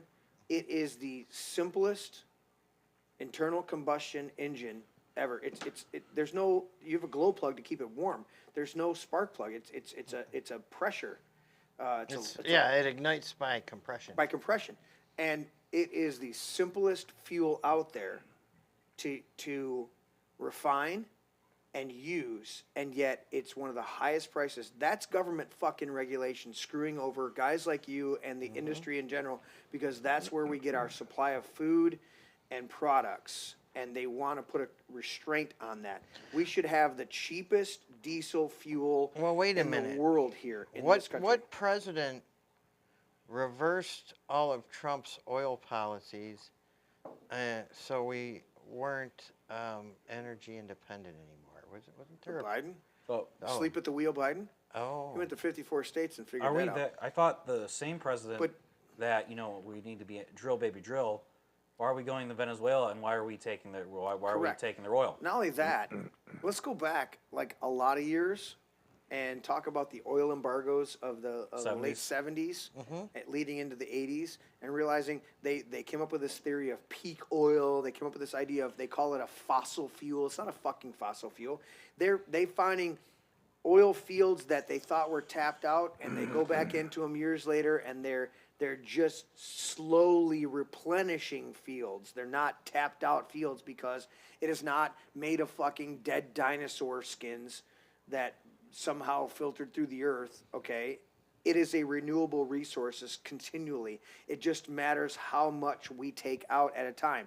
I can run a well dry, like with an AI data center, or I can use it as a resident and have that well constantly replenishing itself, and it'll always have water, okay? Well, if you overpump a certain area, a certain oil field, you can run it dry. But if you figure out what its replacement rate is, then everything that comes through, those hydrocarbons will come back in and replenish those fields. They're finding fields all over the world that they thought were dead and gone, or empty, those fields, because they left them sit for a number of years, sometimes decades. They're finding out the fields fill back up because it's not a fucking fossil fuel. It's not an exhaustible a resource that will be exhausted. It's a resource just like fishing, just like farming, just like hunting, that if you allow it to replenish itself, you will always have abundance. That's the way God set it up. But we have been given this lie that we're going to run out. We're going to run out of clean water. Well, yeah, if you abuse the fuck out of it, you're going to run out of clean water. But the reality is, the aliens aren't taking our water. Unlike the one Tom Cruise movie, they're not taking our water. You just got to let it filter back through the earth, and you'll have fresh water again. So don't put a fucking data center that uses 100,000 gallons a fucking day. But it brings 10 jobs. Brings 10 jobs. What are you talking about? That's great. I mean, the GDP will go up because of that. 10 jobs. Chat's fucking, yeah. Oh, you want me to read that out in the voice? Dude, read that. Which one? Did you know? Well, let me tell you this, brother. Did you know that dinosaur? Did you know that oil was made from dinosaur bones, brothers? Can you believe there are trillions of gallons of dead dinosaur juice? Buddy, the AI data center was like 3 to 4 million gallons a day. Okay? That's nothing compared to our GDP growth. That's right. About Wall Street. Listen. Wall Street's up. Listen, I don't care about Epstein or Iran. The Dow is at 50,000, and I can afford a third retirement home in Florida. Okay, you stupid lip-tard brats. We peaked at like 22 viewers live. Right, on How many gallons of water does your computer use? Zero. It's antifreeze. You can't drink it.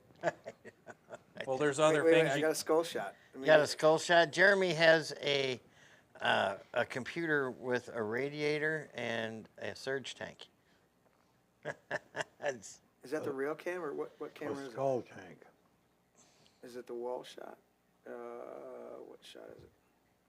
It's that one. Yeah, it's a real shot. Let me go with a real shot. And try to get the skull shot. I thought I had it pre-programmed. And it's not working. There it is. And boom, boom, boom, boom, boom, boom, boom, boom, boom. And zoom in. I had the shot set up. Boom, boom, boom. Do you remember that? You guys, anybody here remember the movie Patriot Games? Yep. With Harrison Ford? He's like, and it slowly did the zoom. Like they were trying to zoom in on the satellite in the Sahara Desert where the terrorist camp was.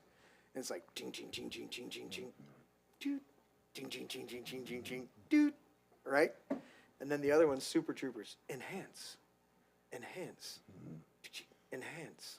That's what I just did. I enhanced that shit. There it is. There it is. Enhance. There's the Scully.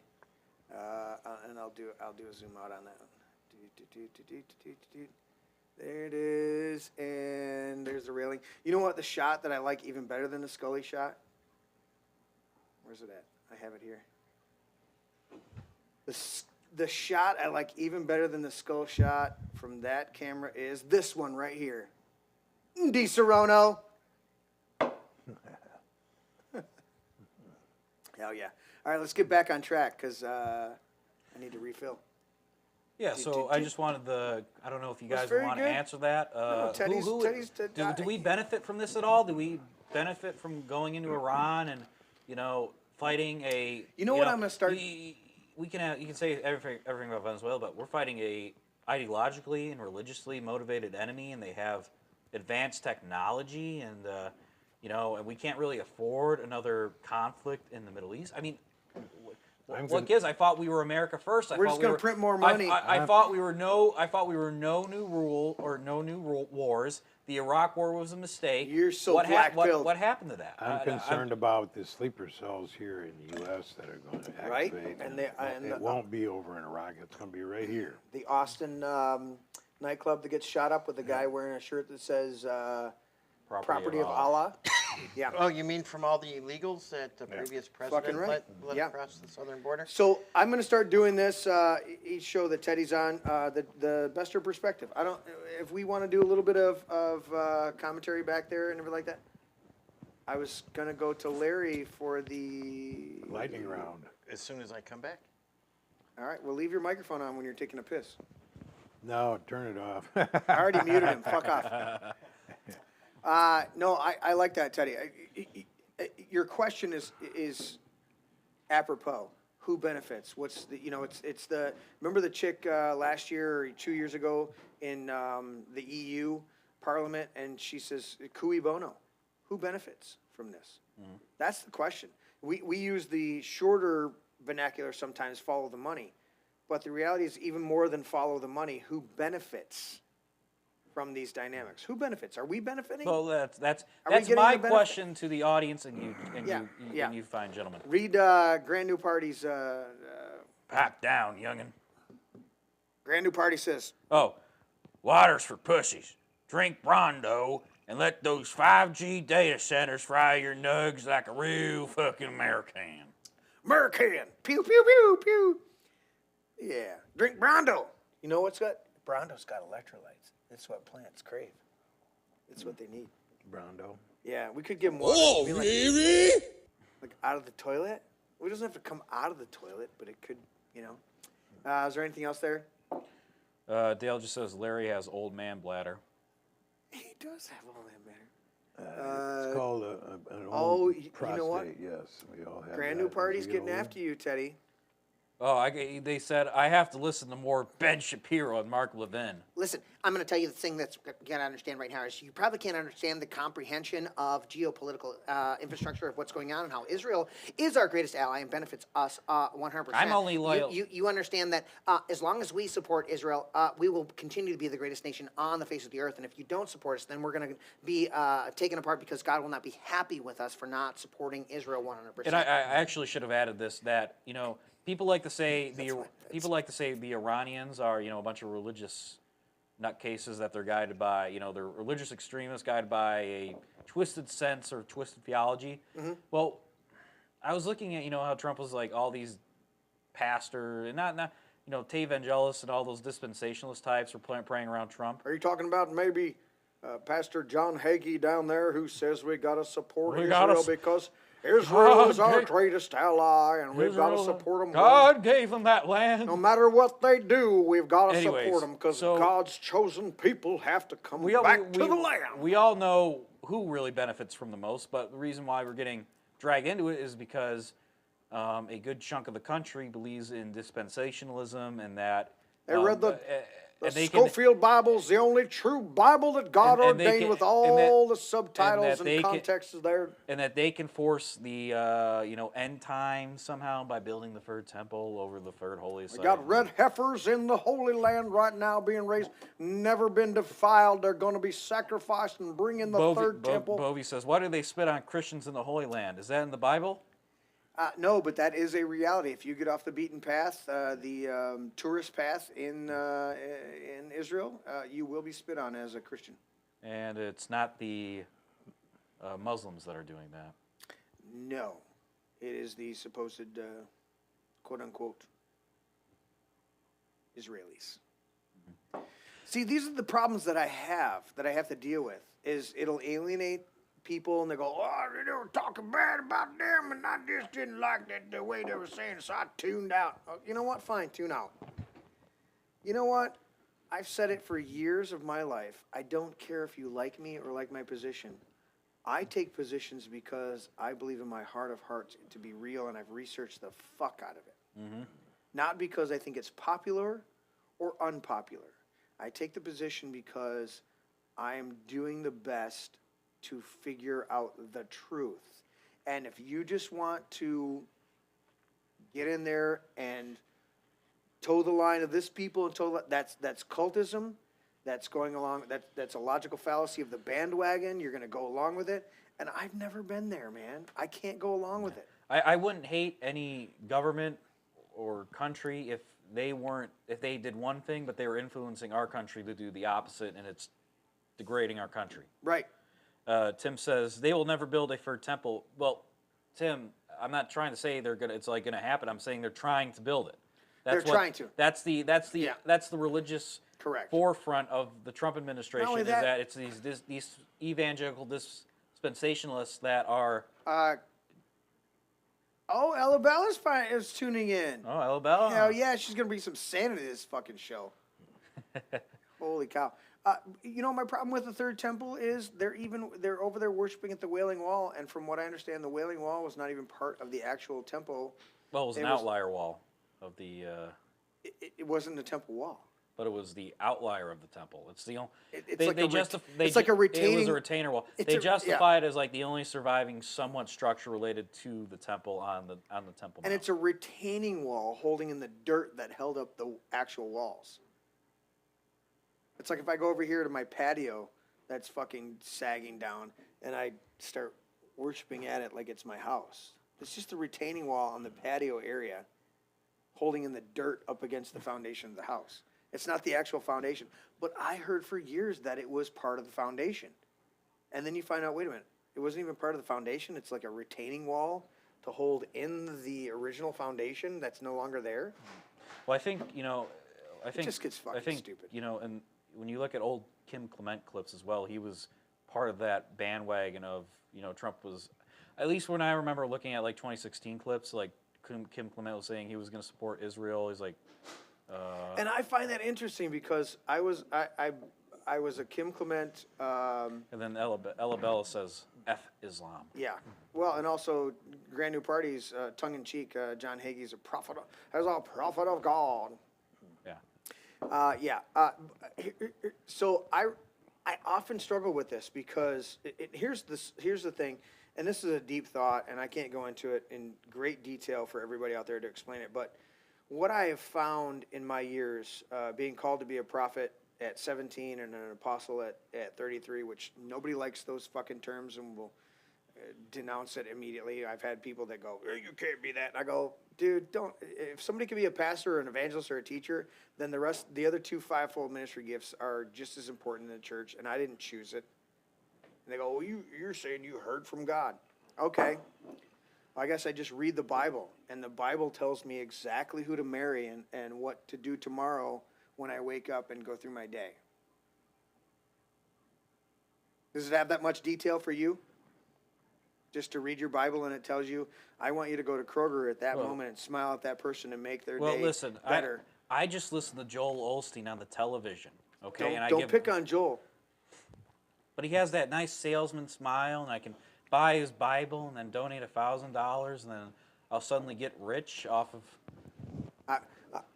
Dude, I don't want to go down the road of Joel, because Joel for years said, I will not accept any money from the church, and wrote his books to support himself. And he also talks about hearing the voice of God for yourself. So on those two levels, I will not discount Joel Osteen as trying to at least encourage people to have a Party relationship. says, you may have to correct, or I don't know what he's trying to say. 40% of the time, Kim Clement's prophecies are correct 100% of the time. He's doing a quasi Anchorman quote. 75% of the time it works every time. The interesting thing about prophecy, and here's the point. Let's do this. You brought up Kim Clement, okay. And this is what I get pissed off at about the church and a guy like John Hagee or some of these other guys, is we'll sit down and we'll dissect the Bible, a lot of times without any historical context. What was going on right then at that time in the countries that this was written for? They discount that. And they're going to take and go, well, this prophetic word means this. There's a whole industry of biblical prophecy where they're not trying to hear the Holy Spirit on how to interpret this. They're cross-referencing the newspaper of the day, okay? The one dude, Tim, help me out in the chat. Not Vanna, what the fuck was her name? He would always refer to his wife. He was this guy, he's like, Russia's going to come down, it's going to do this. No, I did the wrong voice. He's like, and Russia's going to come down, and they're going to do this. They're going to Steven Anderson? No, as soon as Tim will put it in there. But anyways, this guy would do this whole thing, and he would just go and try to interpret Daniel chapter whatever, and Revelations chapter whatever, and Matthew 24, and this is how this is gonna play. Roxella, that was her name. Roxella, whatever the guy's name was. But it was we're gonna do. Well, I'm gonna tell you, Roxella, the way that this works out. And I go, dude, you're guessing at it and trying to put this in, and the 10 horns are gonna come out of. So it's like Harold. He's like Harold Camping. His name was Roxella. I know, but it just reminds me of Harold Camping back in like. But these were the guys that they're not putting any discernment into it, any spirit-led connections into it. They're just simply reading the newspaper and trying to connect the dots. And it says in Scripture, literally, lean not on your own understanding, in all your ways acknowledge the Lord, and He'll make your path straight. And so with Kim Clement, I've gone back and I listened to it, and his daughter's doing a great job of archiving all of his stuff and putting stuff out there. Even Kim Clement's prophetic words had a huge level of interpretation. Okay? All of the prophetic, scripture-wise and current prophets, has a level of interpretation. There's a whole group of people that go through Nostradamus. And they'll do whole TV shows on Nostradamus, and they'll point to this and point to that and point to this. And when you actually go back and read the Nostradamus text translation, it's so fucking vague it could apply to 1,000 different things. You know, Quasimodo predicted all of this. 100%. And so that's the dynamic is prophecy is never supposed to, Sex Panther, that's what he says. Yeah, Sex Panther. 75% of the time, it works every time. And so that's what that he was talking about is 40% of the time it works 100% of the time because it's subject to our interpretation. And that's the problem is everybody wants to come up with this discernment and correction and apply it to whatever's currently happening. And very few people want to sit down and go, this is what I heard from the Lord. And this is how I'm going to live my life. And this is how I'm going to operate. They want to figure out, we heard this great thing. We heard that great thing. There was a month and a half ago that Tim and Kim were going at it because one guy you read the couple of books. And he's a biblical prophecy interpreter or application guy. That is correct. You're talking about Jonathan Kahn? Yeah, and I disagree with the vast majority of those type of guys. Just because most of them, this is a generalization. Most of them do not, when they're talking and explaining themselves, the vast majority of them don't say, and this is what the Lord showed me about this. They're literally leaning on their interpretation of a scriptural account, and they very rarely give any historical context. I've got one of my Bibles over here that I have. Specifically, it's huge. It's one of my huge Bibles, okay? It's called the Archaeological Bible. And almost every passage in the Old Testament and the New Testament has a footnote or an article in it about what the historical context at that time would have been. And it's not perfect, but at least tries to go, hey, you're going to read this passage of Scripture, whether it's prophetic Scripture or just a historical account. And this is what it means. And this is the historical context that was going on, and the towns or the nations that were going on. And a lot of times I listen to some of these people and I go, where's your historical context? Tim says Dr. Francis Miles. I don't know that one.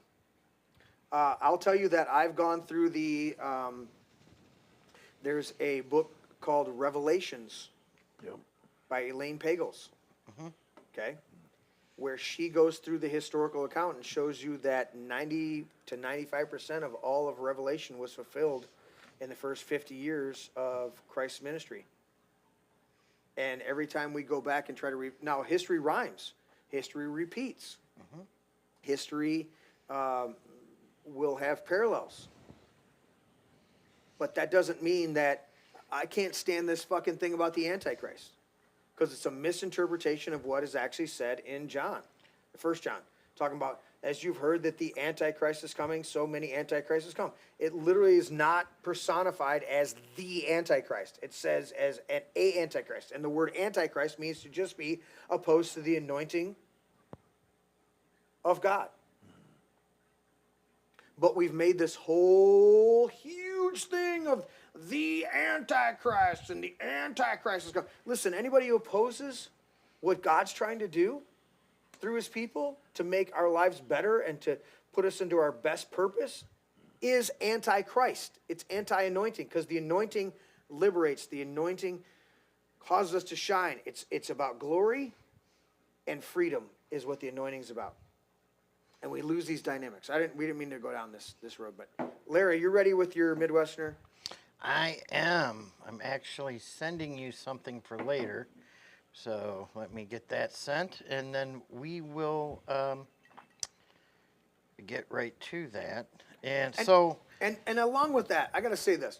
Along with that, there's this false dichotomy of either you're with these people who believe in this philosophy and this religious thing, or you're opposed to it. And it's all about divide and conquer. No, I can disagree with you and still be your friend. You can offend part of my band and I can still like you. But nobody would do that. That's about Larry. I'm just making that joke about Larry. It's an inside joke. But it's either you agree with me 100% or you're done with me. Fuck off, man. No, you can have difference. I can have a difference of agreement. This is the false dichotomy. Is I only have two choices? How about, we used to say agree to disagree. But we didn't always mean it. I want to mean it to where, you know what? I don't agree with you on that. Well, that's fine. Tim says, but to check your messenger, he sent you some pictures. What I don't understand is why we can't have a disagreement, take a subject, whatever it is, put it in the middle of the table, poke fun of it, throw ideas out about it from two different perspectives, and then discuss it, and then maybe, agree on some parts of it and disagree on others. We do it all the time here. We do it all the time, but with... Unless somebody throws a Di Serono bottle at us. Well, then that happens. Every once in a while, you got to throw a bottle of Di Serono. And end the show. Well, but again, it's... Larry! But that was the thing, is I was trying to have a discussion. And you even had a couple people last week that were like, yeah, we halfway through we turned off because they were just attacking Trump. I wasn't attacking Trump. I was disagreeing with his policy on Iran. Well, I can't. On the border, on tariffs, on a whole bunch of other things, I'm 100%, right? Yeah. But even a couple of my other co-hosts on Sundays, right? Right. Dennis Marburger doesn't like the tariffs whatsoever. Well, I'm looking at it historically going, I'm not seeing it the way you are, but you're a historian, so I'm gonna let's talk about it. I would rather they got Have a rid of fucking property conversation. tax. I would rather they got rid of property tax and income tax in this country, bye, and then put tariffs in place. Right. I agree. I would much rather they did that or a national sales tax. You know. Well, you could do it. Well, that What they'll do is implement a national sales tax, and then they'll keep all the other shit. Yeah. Well, but the reality is that the tariffs are a national sales tax. Yes. Because you're They are. charging the country coming in, and they're going to pass that on to whoever's Right. buying their product. And there's a way to get around that. But it levels the playing. Make the product here. Here, right. It's where we used to make it. Yep. Until companies got run out of this state with excessive 100%. taxes, excessive regulations, and unions. And that was one of the huge things that Trump did. That was phenomenal. Was cutting out regulations. When he did that, listen, Teddy, even Black Pill Teddy, will tell you that the first 2 months of the current Trump administration were extraordinary in what he was doing with executive orders. Then those executive orders need to be reinforced by Congress and passing them into law. But the first couple months of Trump's administration, pardoning the Jan 6ers and passing what I don't know how many thousand executive orders, just coming in and wiping out this, wiping out that, wiping out this, wiping out, was phenomenal. And then they started to drop the fucking ball. Yes. And that's at what point we go, I can't sit back and just drink the fucking Kool-Aid. I heard a bunch of great messages from the pulpit, but now this guy's telling me that all of a sudden Armageddon's coming and I need to sacrifice myself on the altar. I'm not sure. I like the other messages that he was bringing, but now...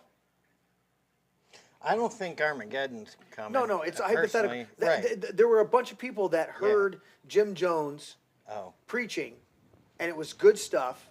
It was, genuinely. I've gone back and studied some of these cults, and his messages at the beginning were really fucking good. Yes. And then he got off track and went down the road. Well, Jim Jones was always a Marxist, and he only got into preaching to, what's the word? Sheep, fleece of sheep. Just poison, I guess. Like.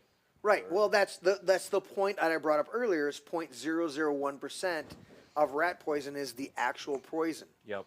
And so even Jim Jones's great messages were phenomenal until a certain point that they weren't. And that's what is. It doesn't take very much. And that's our uphill battle. That's our uphill battle all the time. And I just want to. I go, guys. We've got to stop being divided. When you hear me say something, listen to my audience, and most of my audience is very faithful, and I love you all. When you hear me say something you don't like, don't automatically have a knee-jerk response and disagree with me. Take 2 seconds and think, why is he saying it that way? Because I disagree with it. Why? Yes, and then go in the chat room and insult him. What he said. But that's what I'm trying to get at.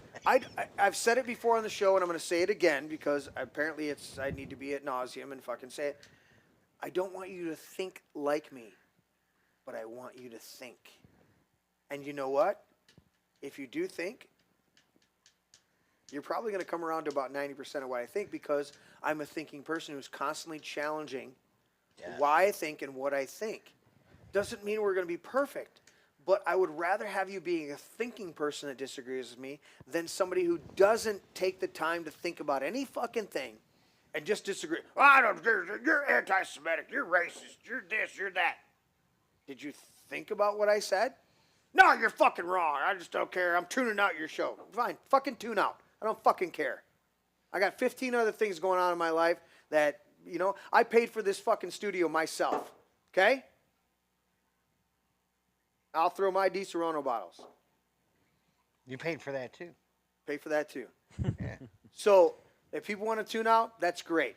I'm not angry at you. I'm just looking at this going, if you're not a thinking, the problem, the number one group of people that I have a problem with, that I get upset with, are people who do not challenge their own thought processes. Challenge your own thought process. You disagree with me, fine. But take the next week and think about what I said and challenge whether I'm right or you're right. Right. But they won't do that. They just go, "You're automatically wrong. Fuck you. You're fucking," and I go, I'm gonna watch the other show. That's what I said last week about flat Earth. You don't think the Earth is flat? Fine, cool.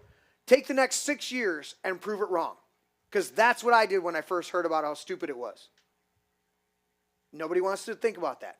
No, I'm satisfied being in my little cocoon and taking what they told me. Yes.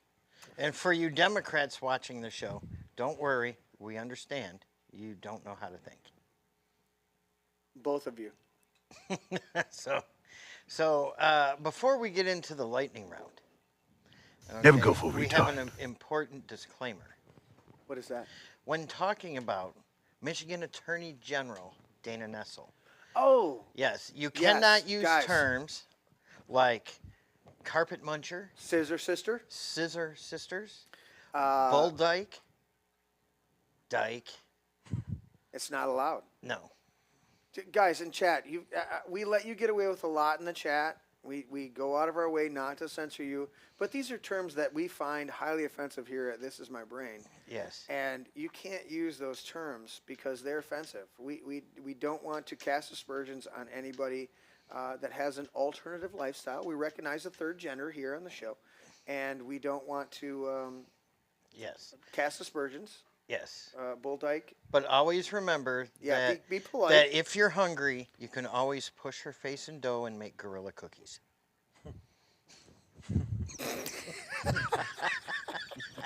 That's not right. Larry, are you ready with your lightning round? I am. This I show's am. gone And our way off the first fucking story rail. is a big one. So I want to have a discussion on the first story. Wait. We said no sexual innuendos, didn't we? And, yeah. and you just go, this well, next story is a big one. Yes. Oh, a big It's a one. large member. Yes. This is a pretty big story. So Okay. I would appreciate it if we discuss this, and then we'll go over some other headlines. Let me see if this is going to and be the right. send everybody. Let me see if this is the right button. Let's see if that's the right button. That's the right button. AG Dana Nessel ends her persecutions of Trump electors. Alternate electors? Yes. The duly impaneled alternate electors are off the hook because Dana Nasty Nessel decided not to prosecute That them? is right. Holy Dana Nessel Nikes. closes the book on one of many instances of political motivated lawfare funded by Michigan taxpayers. Bitch. Yes. Sorry, I had a belch there. So, Michigan Attorney General Dana Nessel officially Nasty ended Nessel. her political persecution of 16 Michigan Republicans who backed President Donald Trump in 2020, opting not to appeal the case that was laughed out of court in September by a Democrat judge. Oh, wow. Yes. Teddy, what's the acronym that says can't understand natural thinking? Can't understand natural thought. Can't understand natural thought. What is it? What's the acronym Can't that comes out of understand that? oh. I don't know. Cunt? Cunt? Yeah. Oh, my bad. Well, that's not one of the words that's banned. Oh, it's not one of the words of bands? No. Oh, thank you, Dana Cunt Nessel. Yes. So, Dana Nessel, quote, "My office did not reach this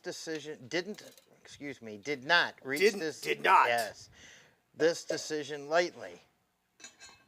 Though after a thorough assessment of the resources and time required to pursue justice in these cases, the pace and difficulty with which various courts have dealt with criminal violations of election law, and our likelihood of success given stringent appellate review standards, I have decided not to pursue an appeal, Nessel said in a statement. So what she said basically here is my office realizes that, this game is over and that our political persecution of the electors is going to have to be abandoned because there's no possible way I'm ever going to win because I am a filthy, nasty, stinking, lousy attorney and partisan hack. What's that word they use for an attorney? Isn't it a Jewish word? Isn't there a Jewish word to that they use? Don't do anti-Semitism here. No, Larry. not anti-Semitic. I believe there's a word, a shyster, perhaps. Unless they're black, then it's eggplant. I watched Enemy of the State. That was what Will Smith said. Then it's eggplant. He's like, He's like, Shiesty Loy is just like you. Shiesty Loy is. He's like, I think the correct ethnic slur for lawyers like me is eggplant. He's like, boom, this guy gets smarter every time. Boy. I was trying to find it. I used to have a whole bank of clips that used the term cunt. Oh, I know what it was from. It was, Ella Bella says Nestle cunt. Nestle cunt. The announcement which came in a 110-page report offering the Democratic Attorney General's rationale for filing charges 3 years ago alleged the case was part of a broader plot by Trump to remain in office. Defense attorneys, though, for the alternative electors offered a different perspective today. Regardless of what she may say, this is a total vindication and damning indictment of Dana Nessel's abuse of power, says Kevin Kurjowski, attorney for Clifford Frost. He posted on X today, there were wrongfully targeted and blanketed acts of political persecutions by radical Democrat Michigan Attorney General Dana Nessel. She admitted in a video that that there were no specific criminal intent by the alternative electors and that she only charged them in Ingham County because it was a heavy Democrat county. She could absolutely, and I want to point this out before Teddy reads the last three chats because they're awesome. What year was it that they impaneled? Are you back? You got to turn your back on. What year did they impanel Hawaiian alternate electors? And 1960? Was it? I knew, dude. I had to try it. How about now? Look. I don't have anything. We're frozen. I don't have anything still, I think. How long have we been frozen? As soon as I see them, they do it. Not for long. There we go. So I had to hit the button. Apparently, Apparently, we can't use Rumble fucking Studio from here because it freezes up and it doesn't want to come back. Yep, we're back on. Sorry about that, I apologize for the audience out there. We are back. All right. We do our best we can, and we just may have to go. Was it Restream? I think. I may have to start using Restream again. And I pay for Rumble fucking Studio. All right. Can anybody tell me exactly? Somebody chime into chat. What was the last thing you heard us say before we froze? So. And make sure we're still not frozen, because there's Patrick drinking his coffee. Yep. No, go ahead, Larry. Go back. Okay, now to get back with this. Kevin Kurjowski, who represented one of the electors, put out a tweet today that said, "Victory against lawfare." Michigan Attorney General Dana Nessel announced today that she won't appeal the dismissal I secured against her politically motivated charges filed against the alternative electors. Regardless of what she may say, this is a total vindication and damning indictment.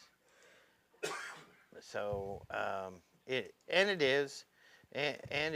Somebody named Greg Mauger said that Michigan Attorney General Nessel won't appeal the dismissal of the charges against the false electors, according to press release from her Stop mousing over office. the X because it goes to the big X on the screen. Yeah. Stop it, Larry.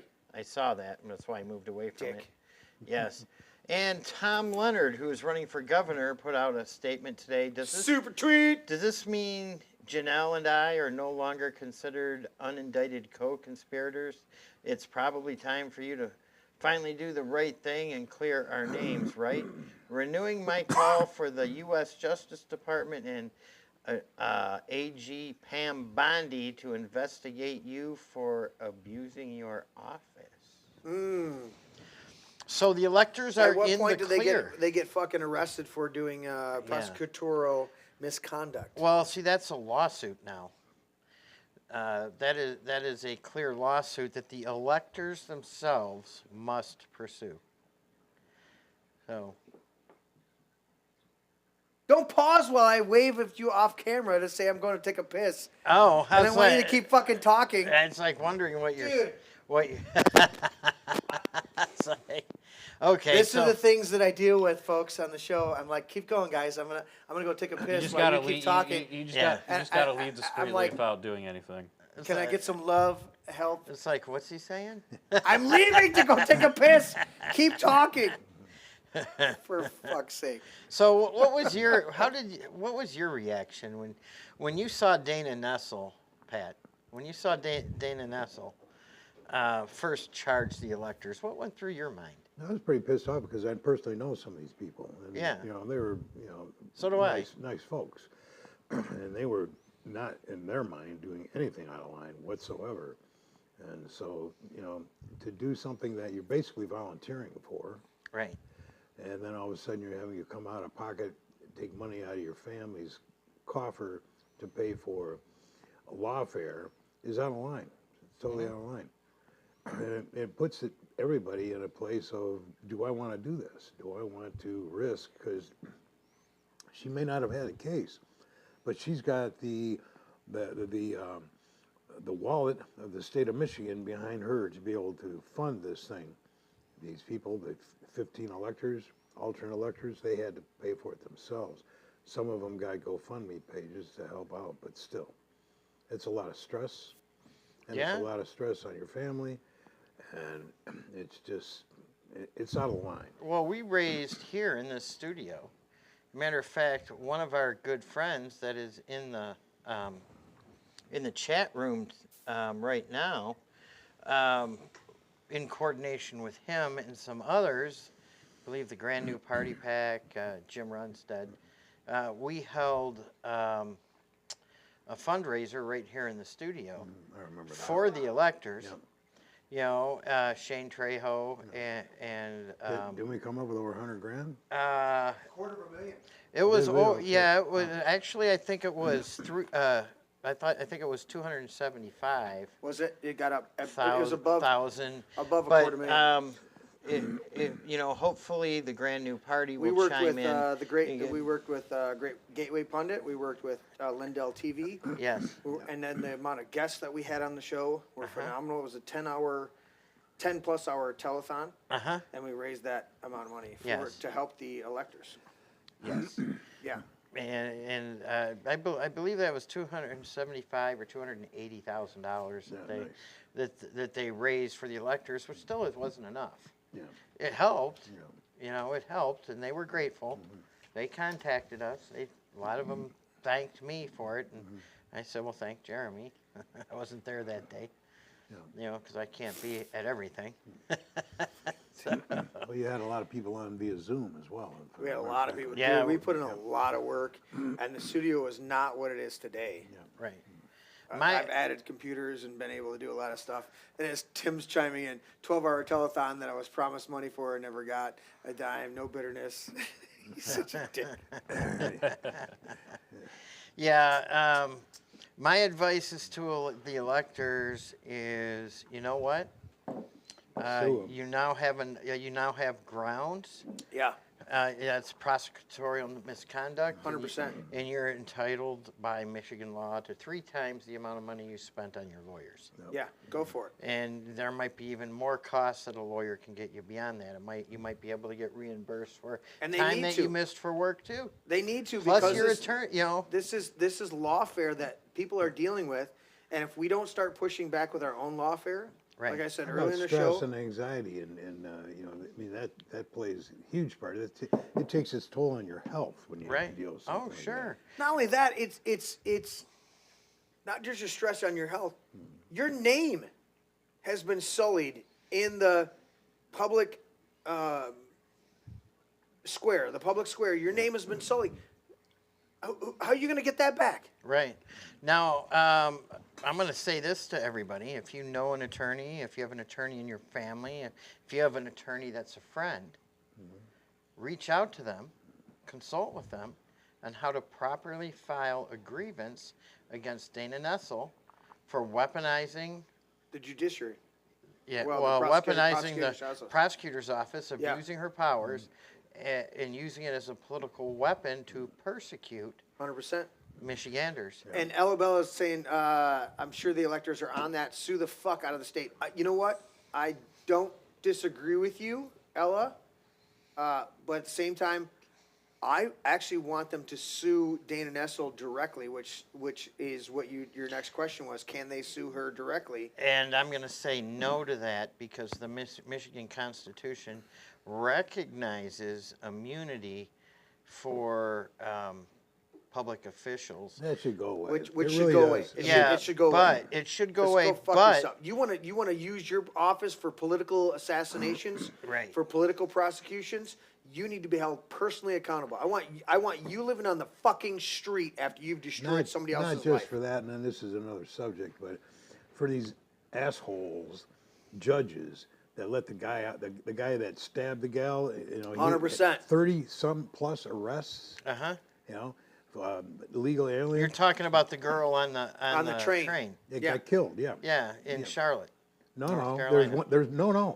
there's one in West Virginia that this happened to, and the new governor said, that she's going to let this guy go. Oh. Yeah. Yeah, these judges Yeah. and these all these public. I'm so fucking tired of all of these political people, whether it's a judge who gets elected, or a prosecutor, or a governor, or whatever, hiding behind it, and the state's going to pay me. So you're going to siphon off from all of the taxpayers the amount of retribution and recourse that I get off this? No, hold that fucking person that made that fucking decision accountable for their fucking actions. Not siphon more money off the tax-paying citizens of the state or county or whatever it is to pay for your fuck up. No, I want you held fucking accountable. Yep. Absolutely. Yep, I agree. Sorry, that was a little bit of a rant. My bad. Absolutely. Wait, I'm not supposed to apologize or explain. Right. And I just explained that was a rant, and I apologized. Right. Well, it's a My bad. Tuesday night rant. So the next story here on the lightning Storm, because it's not a fucking quick one. Yes. Go, Larry, go. The Macomb County Clerk Anthony Farlini finds 640 non-citizens summons for jury duty in 2025. Now, I believe we discussed this a little bit over the last few weeks. Yeah. You know, in passing, that Farlini finds 640 non-citizens summoned for jury duty in 2025. Tell me something. Who is the clerk in 2025? In Macomb County? Yeah. I don't know who it was. Anthony Farlini. Oh! So... Can we play that? That's when we need to play the clip of... oh, really? We need to play the clip of the Joe Rogan. Yeah. When the guy in the MMA gets knocked out, and the Joe Rogan sitting between the two announcers, and they go, "Oh, got knocked the fuck out." So So, Macomb not a County good look for Clerk Anthony Farlini has now flagged 640 people who self-reported as And when did he come out- non-citizens when when, did he come they out of were office? summoned for jury duty. And when did he come Oh, out wait of a office? minute. He didn't even find them. flag 640 people who self-reported? I listen. Come on, man. We've had Amanda Love on the show. Yeah. We've had Monica Yatuma on the show. I like Monica, but I think Amanda is the best person. Yes. For Well, the job I of like Secretary of Monica. State. I like Monica too. I love Monica. Yeah. Had a great fucking interview, and I loved her 100%. But as far as doing the job, you have to pick one person that you think will do the best job, and I think that Amanda will do the best job. I agree. She doesn't have the as an electric a personality as Monica, but she has the track record and she has the insight on how to run it. Yeah, she has the Monica, experience. and I've said it on the show, and I don't take it back, that I think if Monica and Amanda teamed up to where Monica was the face of it, and Amanda ran everything behind the scenes, there's no question. You know, make Monica your, what is it? I don't know what the VP of the Secretary of State is. Deputy Secretary of State? Just the assistant. Or assistant or deputy? Something like that. Monica would flourish in that because she's phenomenal at that. Whereas Amanda is we had to even encourage her on the show to be a little bit more forthcoming with her track record because she's got an awesome track record. Whereas Monica is a phenomenal CEO. She's the one behind the vision. She's the one that will give the speeches. She was the one that'll do all that stuff. But at a certain point, you have to pick who's going to be the leader of something, and you got to make that choice. So I get it. But this goes on, this story. It says that number is up 239 he identified in January from a simple review that covered September 5th, 2025 through January 8th, 2026. So from that group, 640 individuals lawfully self-reported that they were not United States citizens, therefore ineligible to serve, which is not in itself suspicious. That is in compliance with the law, Forlini wrote in a Sunday column for the Macomb Daily. However, when those self-reported non-citizens were compared against Michigan's qualified voter file, 18 of those individuals were identified who at some point were registered to vote. So Forlini, I mean, these numbers are growing of these. Aha. No, I was sniffing. Dude, don't do that shit. Yeah. I was sniffing off camera. I was sniffing Patrick's coffee to see what flavor it was. Did you do the Gavel Geneva? What the fuck is it? The G one, the yellow. Oh, hazelnut. Oh, you did the hazelnut. What brand was that? I don't know. It was a Black Label. So is it hazelnut? Is it Black Rifle? Yeah. Is it enhanced? Black Rifle. No, is it enhanced with whiskey? No, he's trying to wake up. So I was smelling. I'm not trying to go to sleep. He ate too much and didn't. Too much enough, pasta. I'm over here not going, enough sugar like you. So I'm smelling his coffee and I'm like, what one is that? Because there's the Godiva or what? No, the Godiva. It's Godiva? Geneva or Genovevia or whatever the fuck it is. The yellow label ones. You know what I'm talking about. Mm-hmm. But you chose the Black Rifle. Black Rifle, yeah. Which is the hazelnut. Yeah. I knew it wasn't decaf because you need some calf. No, right, yeah, it was like, yeah. But I'm smelling it waft across, and I'm like, what does that smell? All right. And then Larry fucks it up when I'm trying to be stealthy and just smell his coffee. Yeah. Well, you know. Expose me, Larry. Yeah. Fucking. Well, we'll see what. That's the professionalism we got. Getting back to the story and this Forlini guy, right? I met him. Yeah, I met him. I talked with Friday. him. He's a good guy. I think he's okay. Great. Yeah, I do. These could be great people. I do, but this. But it doesn't mean you're the best for that job. But this makes me suspicious and leary of him. Yeah. Because here it is election time. Now all of a sudden he's finding illegals on the jury, in the jury pool and on the voter rolls. And you were there in 2024. And you've been there how many years now? Right. 5 years? So Larry's on the leering center. He's leering. Yeah. He's leery of this guy. So I'm leery. He's leery of the leering. Yeah. I'm very suspicious. The leering Now, center. does that mean he did anything wrong? Larry Parsons. No. Oh, maybe that's when we had the lightning round. Maybe we need to change it to the Larry leering round. Larry's leering. He's Larry like, leering. I'm very leery of this, and I'm Larry, so it's a Larry Larry's leering. lightning round. I got that. Yeah. The leering lightning round. Larry's leering. Leer with Larry. I like that better.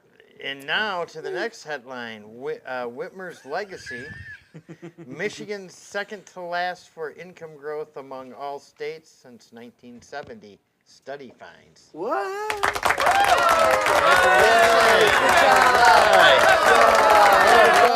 Thank you, Whitmer.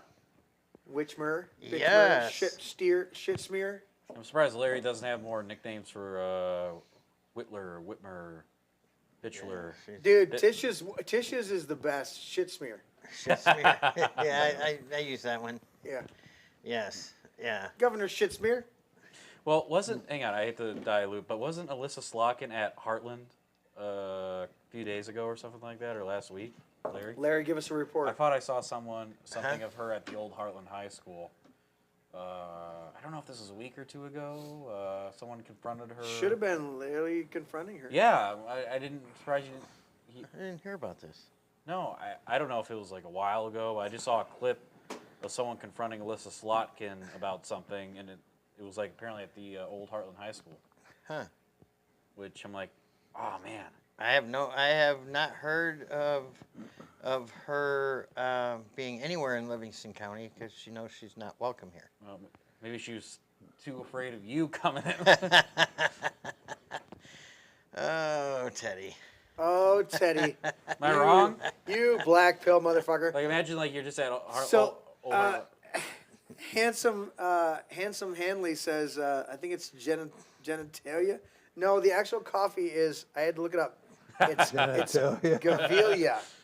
Genitalia. Genitalia It's, coffee. I don't know that I want to drink it. I don't want to drink any genitalia coffee. No. It's spelt this way: Gevalia.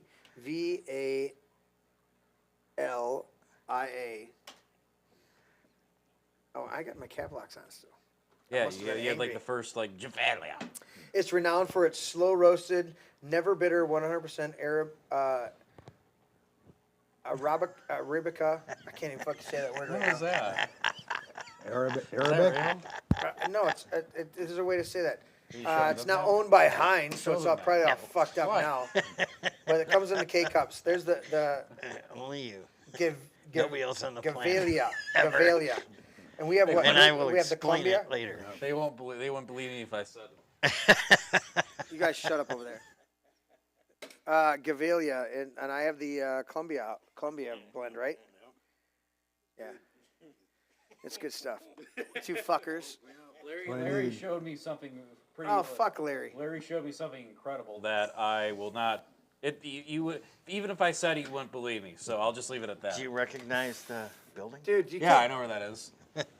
I'm gonna like tie all of their cell phones to the fucking computer. So it's like when Larry starts laughing off camera, and nobody knows what the fuck he's doing. You can put it on camera. I go, geez, dude.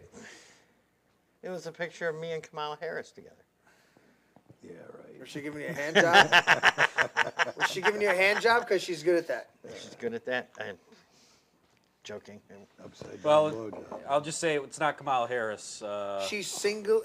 Kamala Harris on her own just revived the knee pad,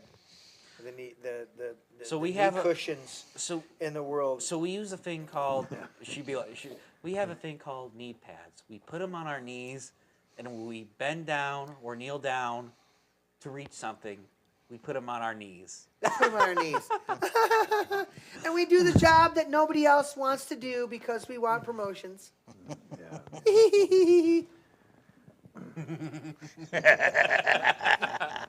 Dude, you guys need to calm down the fucking chat. So Ella is asking, does Nestle Cunt answer to anyone? Did somebody advise her to press charges? Does she? Yeah, no. That's the problem. Is our government so fucking out of control, and we've got a uniparty bullshit going on. Don't let Jeremy see that. Dude, you show it to all the fucking children, or don't show it at all. Larry's good at this. Larry will pull something on his phone, and I have to fucking mute microphones across the table because they'll be over there laughing, and we're trying to carry on a good conversation. Fuck off, Larry.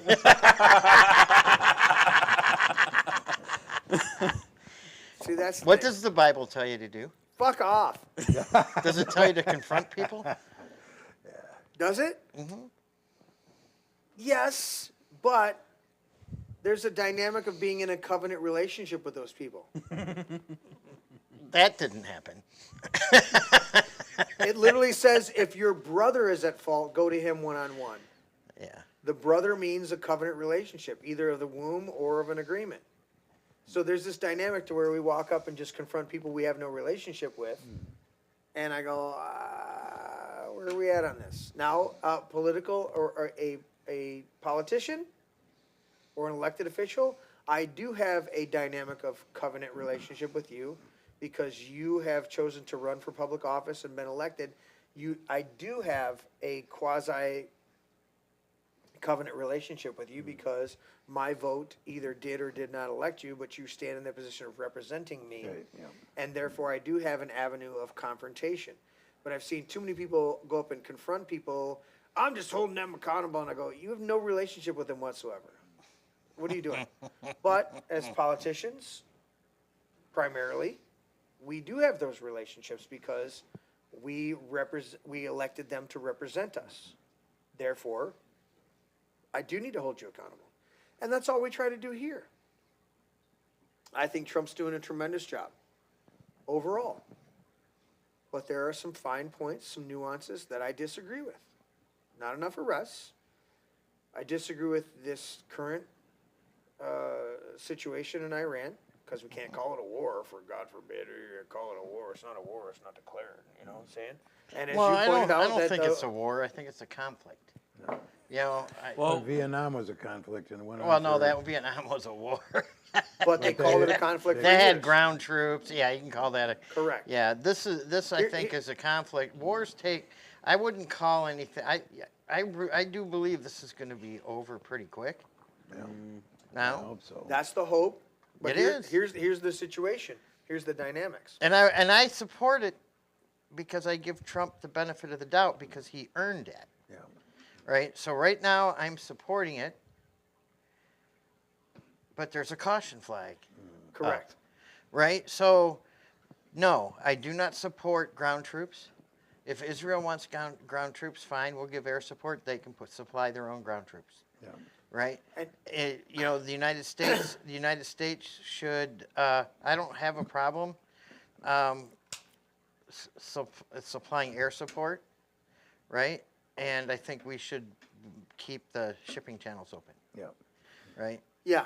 And that's the dynamic that we're looking at is we're right. looking at this going. Okay. And I'll say this. I wish we lived in a world where there was no war. But this is a fallen world, and we don't live in that world. In this world, there's evil. Yeah. There are people that want to kill us. Yeah. There are people that chant death to America, and their whole goal of existence is to kill the infidels. 100%. So that's the dynamic that I look at is probably a lot of, but that's. Go ahead, Patrick. So a lot of us at this table could say the same statement. We all believe in Jesus. Yep. We have a good, strong relationship with him. Yep. We pray for protection over ourselves, but we go to sleep at night with our revolvers sitting on our nightstand.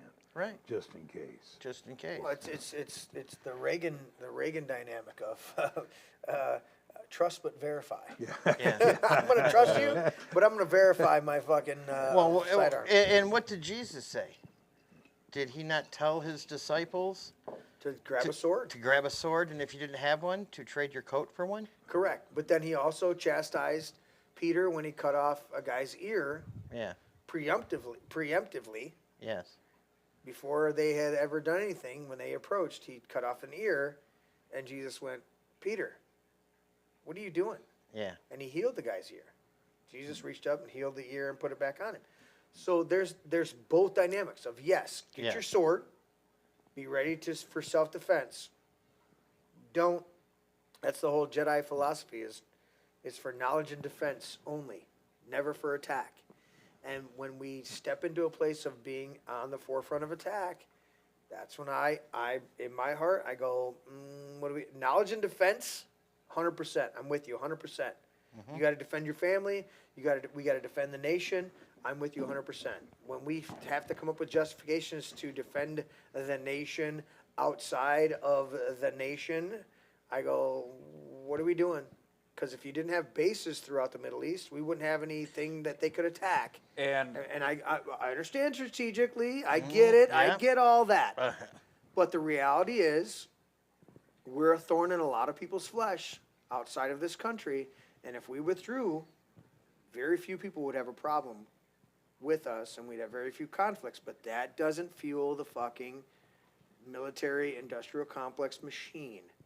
If we put a couple bases in a place where people don't fucking like us, and then all of a sudden they go, oh, we don't like what you're fucking doing, that's going to create a conflict, causes unrest, causes this, and then this happens, and then that happens, and then this happens.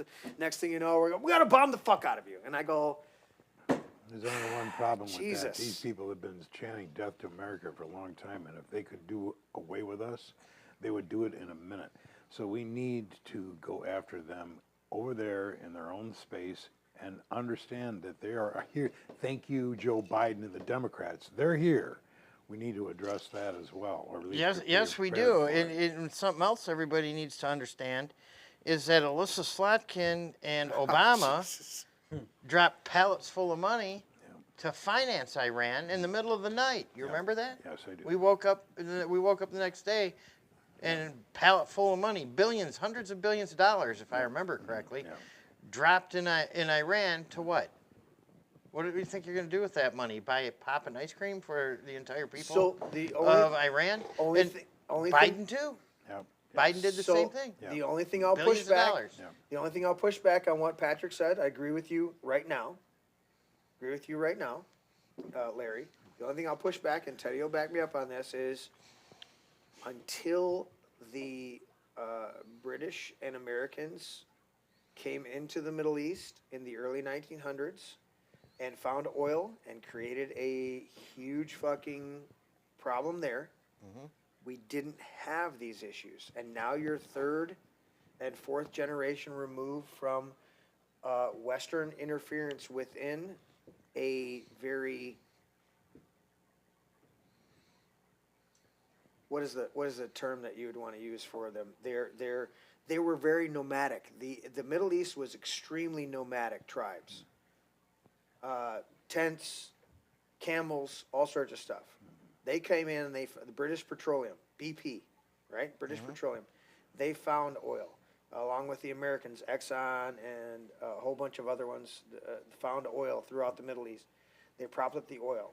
They tried to control the people of the Middle East through the oil productions. And then they realized they couldn't do it. So as much as I agree with you about death to America right now, that they're shouting death to America, this hasn't developed over the last 2 days, death to America. This has been something where the Western countries have tried to dictate and then meddle and then control just as much as we focused on the Mujahideen becoming, not ISIS, Al-Qaeda.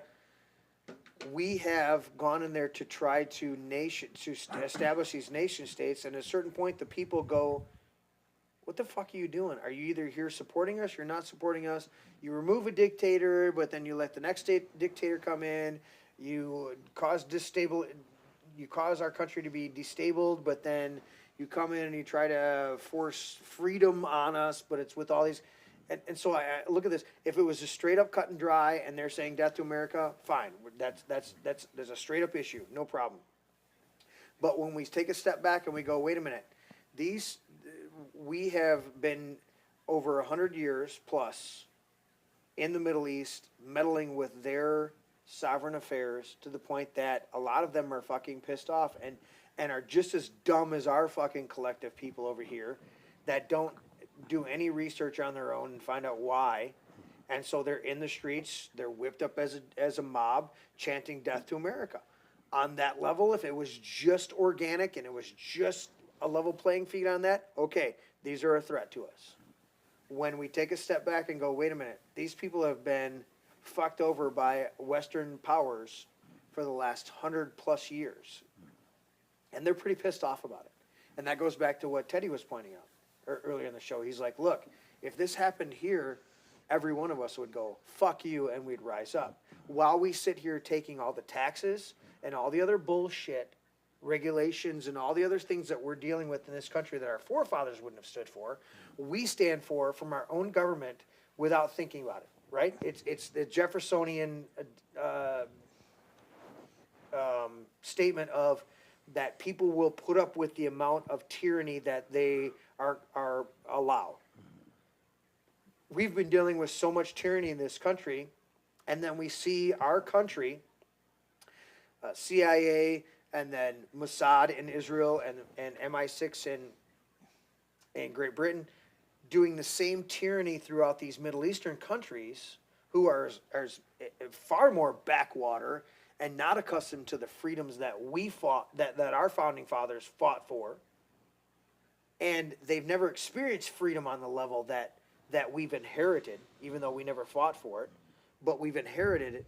And you look at this and go, wait a minute, these are a bunch of fucking nomadic, dwelling in caves, living in tents, these little, every time you see a fucking movie, accurate depiction of the movie of Middle Eastern conflicts, you've got these little tribal communities with fucking these, stone huts and shit.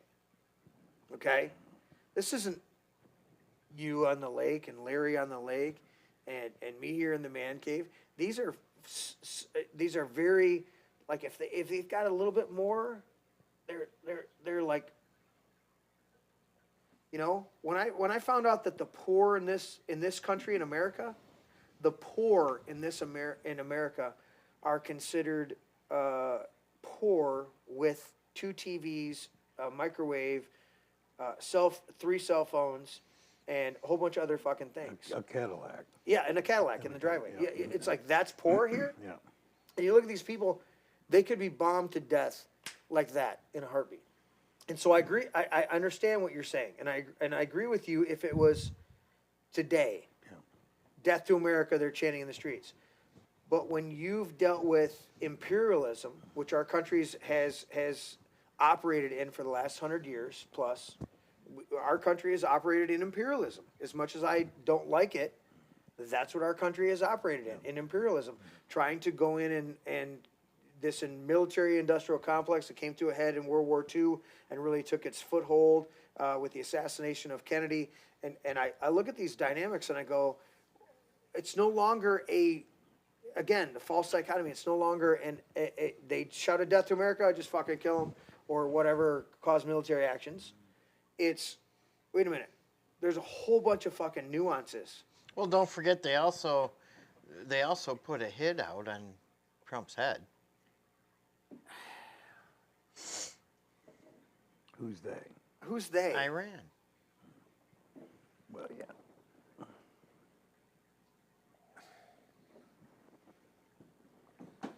So it's not just the Democrats that want to assassinate him. Iran too.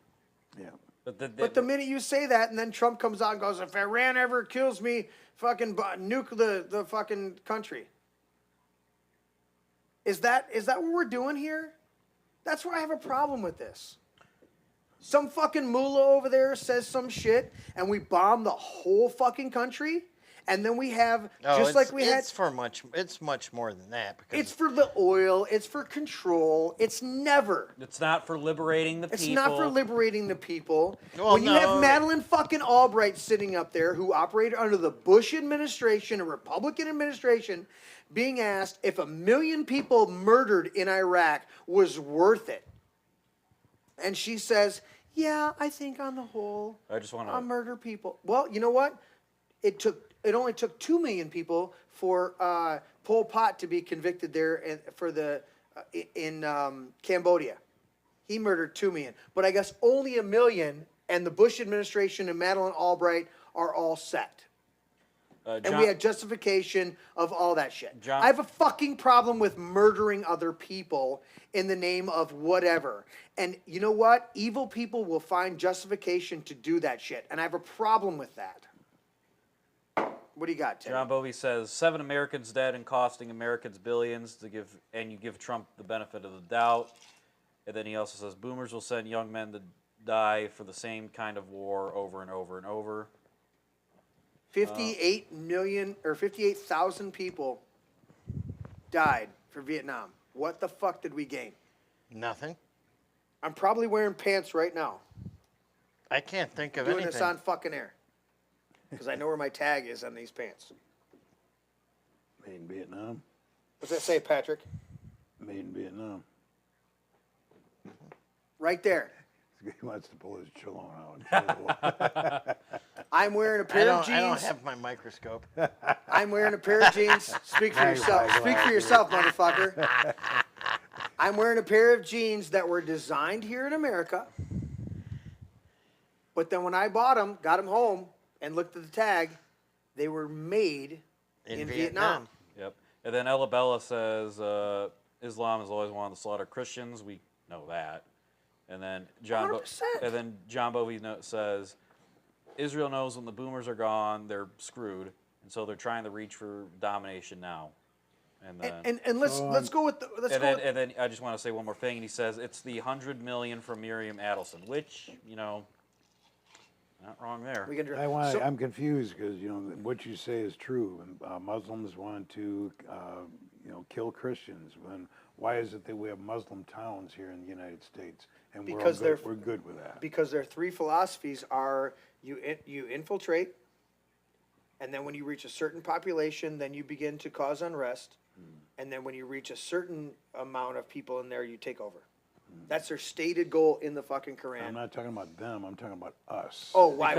Because we're tolerant of them at the lower percentage where they are just here and just wearing their hijabs and walking around. Because we're one of the biggest damn cities. Because in the we're whole infected with the liberalism of the bullshit Statue of Liberty poem, where anyone that comes over can be American, just as you and I, yada yada yada, But that's if they assimilate. But it doesn't say assimilate on the. But to his point, your point, it doesn't say assimilate on. But I got to address this. Then John Bovey says, does our congressman have a Muslim handler? So, and I want to address this real quick. And also, Muslims are out there killing Christians throughout the Middle East, but Christian prosecution is happening throughout Asia, Middle East, and Africa. There are black and Arab slave trades happening throughout Africa right now. They're selling all sorts of people on the slave trade. The southern border of the United States has shifted from drugs to, we call it human trafficking. It's fucking slavery, okay? We're dealing with that. And then we have to sit here on the show and debate these other dynamics, okay? They hate Christians in Middle Eastern countries, not just Arab countries, okay? If you're a Christian in Israel and you stray from the tourist path, you will get spit on, you will get insulted, you will get assaulted. It's happened. I've watched the videos, I've seen the testimonials, okay? Don't act like it's not fucking happening. But here's the thing. When the Spanish Catholic Christians came over in the 1500s and took over Mesoamerica, what we call Central America, okay? They slaughtered en masse non-Christians across the board, all right? It happens everywhere that people get out of step with God. If you're out of step with God and you're claim to be a Jew, if you're out of step with God and claim to be a Muslim, if you get out of step with God and you claim to be a Christian, you will go to the most demonic positions you can, all right? Do we have a huge scandal that has somewhat died down in the media of Catholic priests raping and assaulting little boys? Okay. Do we have Protestant churches that have engaged in all sorts of debauchery? Yes. Probably. All across the board. So the problem is not these different factions. Some more than others, obviously. But the reality is that when you're not in line with the heart of God for who you're supposed to be and how you're supposed to treat other people, I'm pretty sure I read this somewhere, right? Love the Lord your God with all your heart, soul, mind, and strength, and love your neighbor as you love yourself. When you're not in line with that, you will have corruption and debauchery and horrible atrocities against other people, because it would be better that a man have a millstone tied around his neck and be cast in the sea than to harm one of these little ones. And what's coming out in the Epstein files in particular, but has happened throughout the centuries in world history of Moloch worship, and when they go, oh, we're going to sacrifice virgins to this demon. We're sacrificing these hot-looking chicks up tied to a thing. They were throwing babies off after they did whatever they did to them. It's demonic. And we get here in squabbles about this stuff, and I go, it's a false dichotomy to fall into these.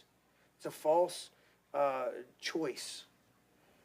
If you don't do this, this is going to happen. I go, oh my God, there's so much more to this. And we've got to start tapping into the more of this and going, I gotta deal with me. I get yelled at on a regular basis, okay, in my heart, that I'm not doing enough to be in my prayer closet and praying for this nation and praying for that. Because as much as we want to talk here, and we're putting things in the atmosphere, and we're injecting conversation, and our audience is engaging, I also know that my prayer and your prayer and Larry's prayer and Teddy's prayer and those in our audience's prayer, that can have far more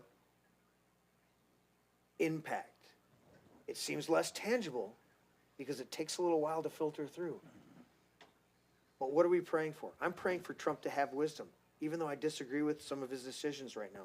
I think he's the greatest president in my lifetime. Yeah, and 100%. And you would vote for him again if the election were today. But that doesn't mean I'm going to just go along blindly with everything he's doing. Yeah, no. I'm going to have pushback. No. If Larry comes in here with a bullhorn and tweaks it off. I would never do that.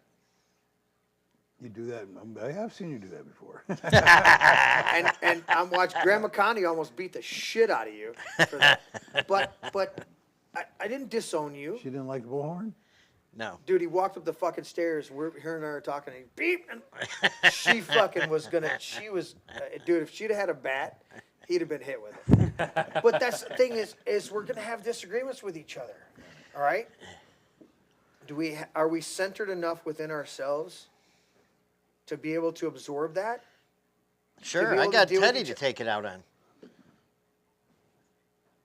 Yeah.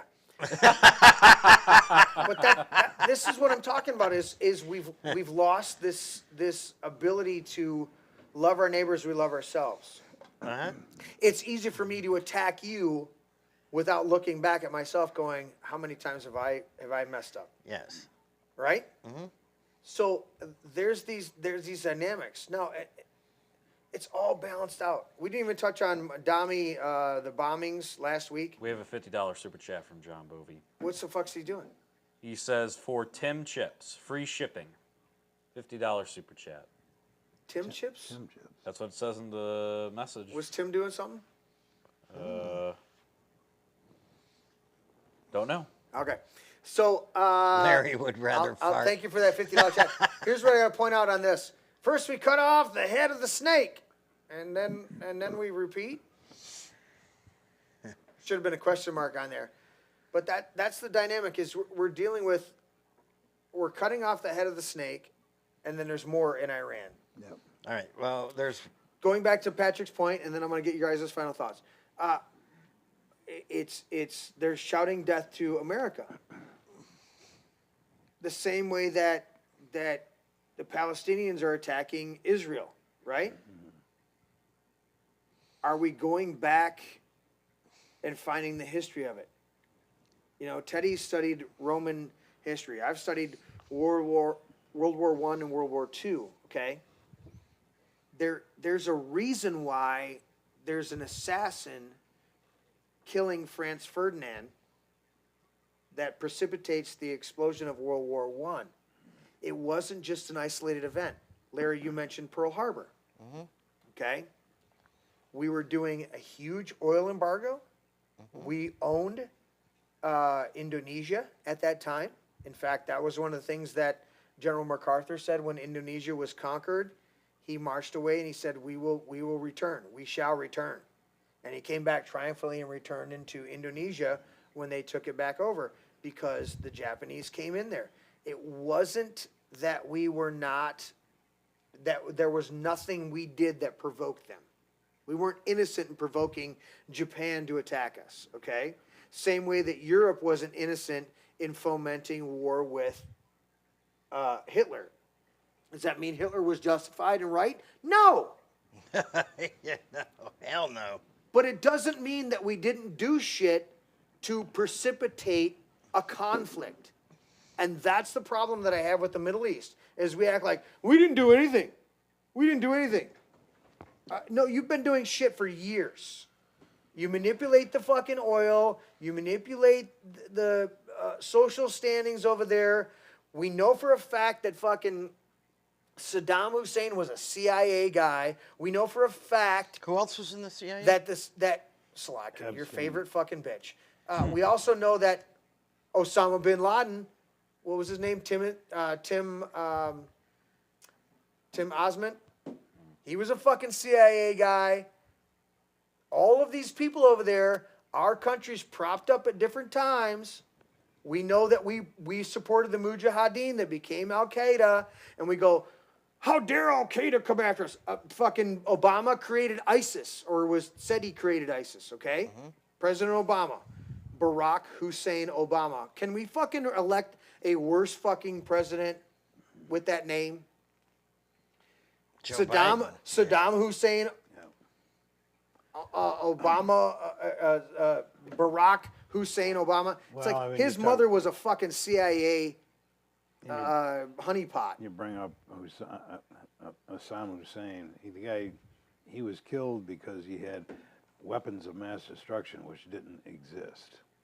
And the real reason, same with Gaddafi, is they wanted to break away from the petrodollar and sell their oil in Iraqi dinar and then Libyan Gold dinar. Was it was gold dinar? Saddam wanted to sell in euros, and then Gaddafi wanted to make the gold dinar.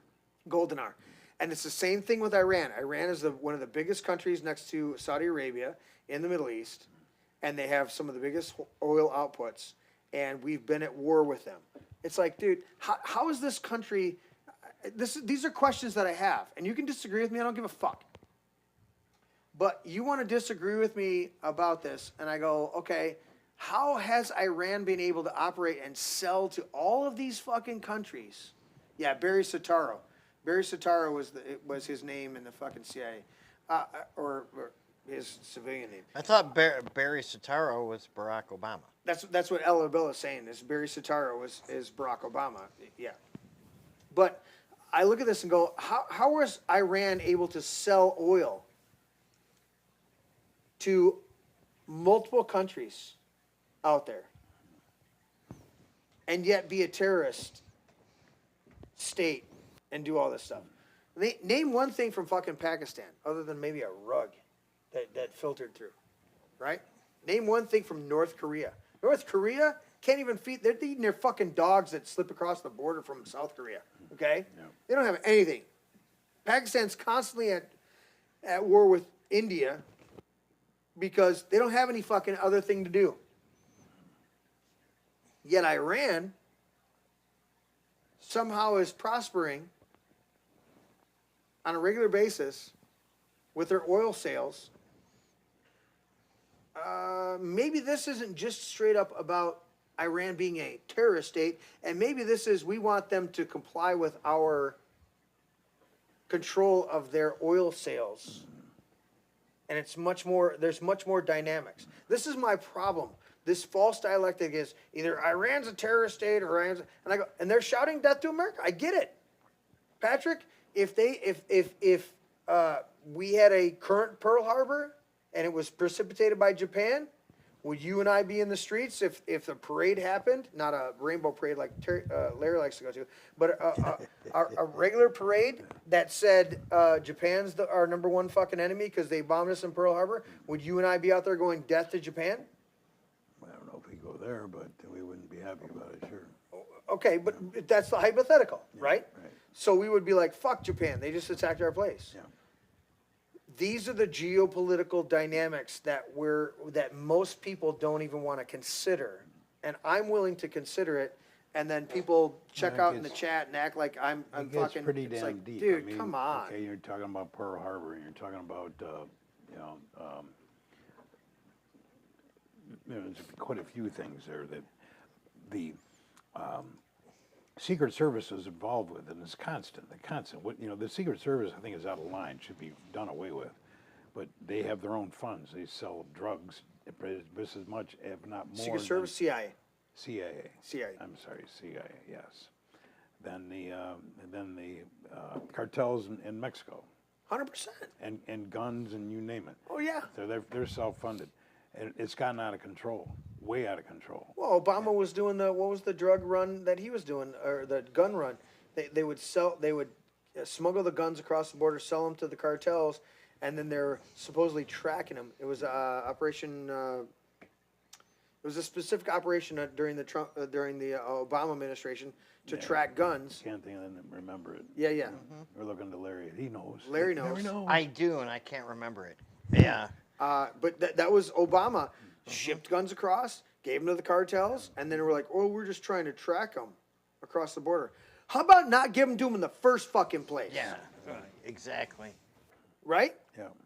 But we're sitting here, and they want to do this. We're sitting here at a table in the man cave, trying to discern and navigate this bullshit that we've been handed on a regular basis, and then we have various opinions in the fucking chat.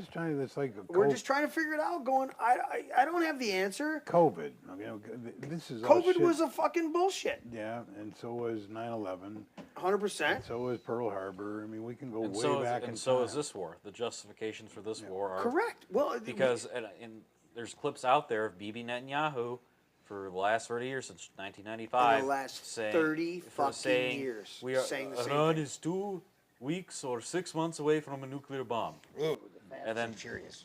And then people Fast and Furious, yeah. And then still people are going to believe that and Bush era talking points on why we need to go in there. 100%, and you're exactly right. Yeah, it was Operation Fast and Furious, and they gave it that name one because the Fast and Furious movie series was going on, and so it resonated with people. Yeah. These are the psyops that they're doing with us to get us to go along with this. Because here's the number one thing, guys. They need, above anything else, our collective energy, our spirit energy, to reinforce whatever they're doing. You know, I wonder if the cartel are using those weapons that Obama gave them today to fight against the Mexicans in Mexico. Maybe. Yeah. Maybe. But they need our collective spiritual energy to bring about these things in the world. All right.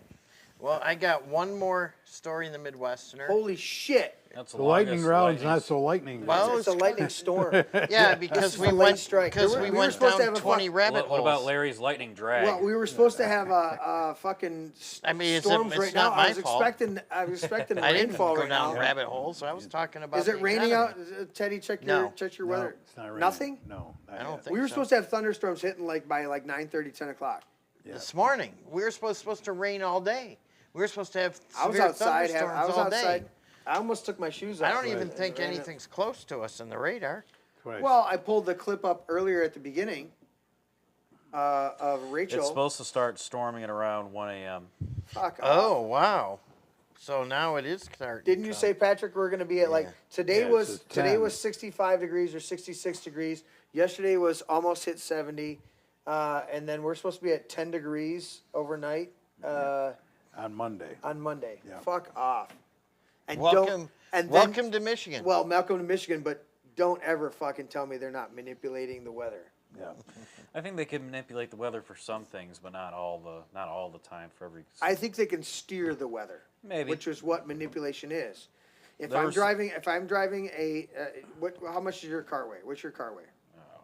3,200 pounds. What do you got? Probably for 200 pounds. And What do you got? Escape. Oh fuck, that's 2,800 pounds. Yeah.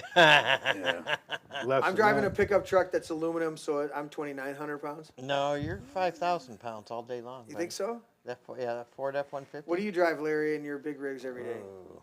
You're like 15. What? 1,500 to 2,000 or 20,000 pounds. You're talking about the big Just trucks a here? truck, just the fucking truck, not your load. Not my load, just the truck? Empty. My truck empty weighs 32,000 pounds. Holy shit. Empty. The big dick swinging in the wind. So, either way, when I say manipulating the weather, Teddy, what I'm saying is I'm not fully in control of that mass. Mm-hmm.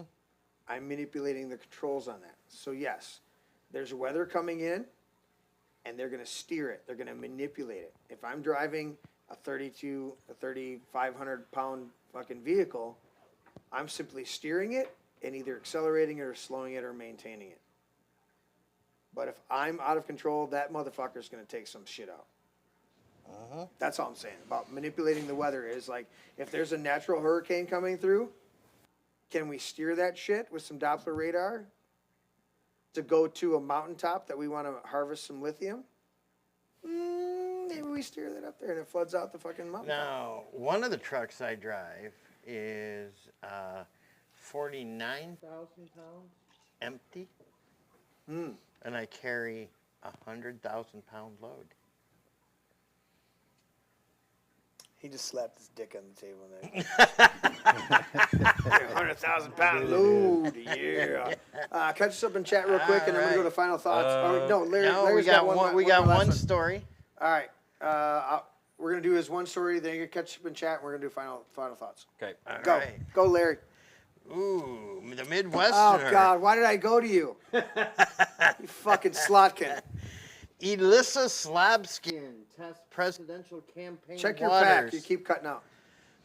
Check your microphone. My microphone, I keep cutting out. Yeah. Check. Just check if it's plugged in. I'm sure it is. It's in my pocket, so I'll take it out. Yeah, we're good. Okay, go, Larry. Elissa Slabkin tests presidential campaign waters at Iowa Spring dinner event. Wait. Right. She's testing the presidential waters? Yes. Oh my God. Michigan Senator and groomer Elissa Slotkin is headed to Iowa next month to rally Democrats, further fueling speculation she's looking to lead her party's ticket in 2028. The April 7th stop in Polk County Democrats' 2026 spring dinner follows others to Pittsburgh, Kansas City, Missouri, and Eau Claire, Wisconsin, in recent months to promote her war plan against the United States of America. Folks, we recruited a real radical left-wing groomer political star for the event, according to the invite, which noted Elissa Slabskin regularly appears on national TV programs and lies to the public. Was that what it read, or is it? No. So Larry's reading the article, but I pulled up the current image. Elissa Slotkin has actually dyed her hair. Yes. She's looking much better over She here. actually washed it. Did she? Actually, Let's watch it. I think Scroll she down. looks, Scroll I think down she to the looks picture. better there. Scroll down to the picture, Larry. There's the current picture of her campaign photo to run. She's investigating presidential, and then back to Larry's current photo. There it is. So we're gonna go back. We're gonna contrast it here, guys. We're gonna do this real quick. Here it is. There it is, and there it is. I think it's a step up. It's a step up. The new hair looks better for her, and maybe the pearl. Yeah. Well, we need to do the. Wouldn't that pearl mean that necklace? does that mean like she's a cannibal? Because aren't the hot dogs made out of pork products? Mostly chicken lips and chicken assholes. Well, hot dogs aren't the only thing that plump up in the Slotkin family. Oh, this is true. so there it is. Alyssa Slutkin. Yes. Running for whatever presidential thing. Larry, finish your article before I Yes. fucking puke. Slobkin is also expected to campaign for former state rep Chris Bohannon and state senator Sarah Trone Garrett, whoever that is. Democrat congressional candidates aiming to replace Republican incumbents. A source close to Slutkin told NBC Propaganda Fake News. Disgusting. Yes. Look at Patrick. Look at it. Look at. But Can I pick the pig nose? Yeah. But all these stories and more for your enjoyment are at themidwesterner.news. Thank you, Larry, for that lightning storm. So Apparently, it's not coming till about 1 o'clock. So Alyssa Slumskit is gonna seek the presidential. Well, maybe Republicans won't like the nominee, and they'll all stay home and let Slobskin become president, like they let her in the Senate. Stop! You're so fucking sad. Well, when 40% independence. Well, when you get, let's just say, if I had to choose between Mitch McConnell and Slotkin for president, then I won't vote because Wait, they're one and the same. Mitch McConnell? Yeah, Mitch McConnell. Super Turtle? Super Turtle? How can he win? Super how can Turtle? he win the primary? Dude, how to make? I'm just doing a hypothetical here. Fucking John Kerry. How can Slotkin win the primary? But yeah, I think it'll be in 2028. I think we'll be looking at our vice president. Well, J.D. Vance, Yeah. And he's J.D. very Vance. proud. So just to let you guys know, this is Alyssa Slotkin when she's scared of Larry. This is her when she's trying to run for president, acting all suave and debonair, and then this is when she's scared of Larry. So just to let you guys know, that's what's really going on here. With his microphone. that's her. Yep. That's her reaction when she hears in the background, "Hey, Slutskin." Exactly. That, yeah. Yes. Ah! She's got a Slutskin, mole why would going. you do that? She's Mole got the going on mole, it. dude. Yep. She's got super mole on it. Yeah. Be like mole face. Yeah, I'll tell you what. Hey, why don't you get here's a quarter. Go have a rat gnaw that mole. Oh, on I'll your tell you fucking what. face. Slat scum is a terrible senator. We all agree on that. Handsome hands. So are the other Republicans that voted for not cutting off funding to foreign. Almar or AOC? Yeah, the Democrats or the Republicans who voted for, where was it at, Teddy? It was on X. Let me look. I got it right here. I'm going to go to this. Here are the senators who voted against Rand Paul's amendment to cut refugee welfare. They gave all the usual double talk excuses. Meanwhile, they added $2 trillion in debt since Trump took office. So there it is. It's on X. Oh, there you go. Look, Susan Collins, boy. Ooh, our new secretary. Look at there. Graham, Oh yeah, Mark Wayne. Mark Wayne. Yeah, he's gonna be great. Did you see? He's gonna be great. I can't stand the Daily Show, but the current host of the Daily Show was phenomenal when he did the Mark Wayne, and he was like, he did the thing where he was like, he goes, this is what Mark has to say, but this is what Wayne has to say, and this is what Mark has to say, and this is what Wayne has to say. He's like, Mark, I don't like it. Wayne, I kind of like it. Mark, I don't like it. It was awesome. See, but that's a lot of fucking people right there. And this is what happens, right? And this is what the hard thing is about working in politics, because some of us work really hard to elect Republicans, right? And a bunch of these names are people that we've agreed with in the past. Yeah, and then these people, well, I mean, I understand Lisa Susan Murkowski. Collins, Lisa Murkowski, okay, those are the two worst senators that Republicans have. They're terrible, right? And what Lighting happens, the loafers, Lindsey Graham. And what Never saw a happens war, is didn't like. What happens is when these Republicans vote with the Democrats. Yeah. Right? And in certain areas, a Republican does have to walk a line. Because if you're in a 50-50 district, you know, you got to be careful. But this is the Senate, Larry. Right, but it doesn't matter. The example is the same.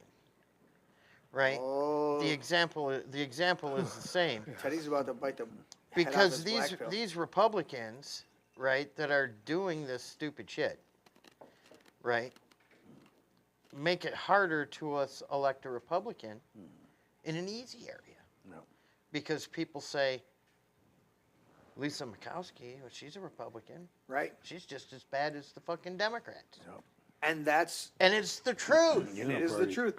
And it's the truth. and- So what happens? We get somebody like Alyssa Slotkin in office. 100%. Who's worse than anybody. And that's when I tell you, Larry, as my friend, when you attack just the Republican voter instead of attacking the Republican establishment.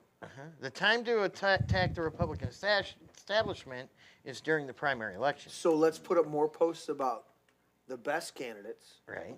And less posts about how bad the voters are. But the primary, I mean, some of these people, you got to go to the state convention first and get voted in there by the delegates. And the delegates are hand-selected by, these few people in the local Republican parties. Hand-selected. And we haven't even dove into that. I thought delegates don't matter. Well, that's according to Chris Long. But we had 400 plus. What's the number of delegates here in Livingston County? 420 or 425, something like that? Something like that, and we had 116 show up. 116. Yes. I refuse to show up because I'm tired of the bullshit. Because and that's what's happening is the people on the moral right choose to sit out. And I didn't put this in the notes tonight, but this is one of the things is the movie War Games, and I would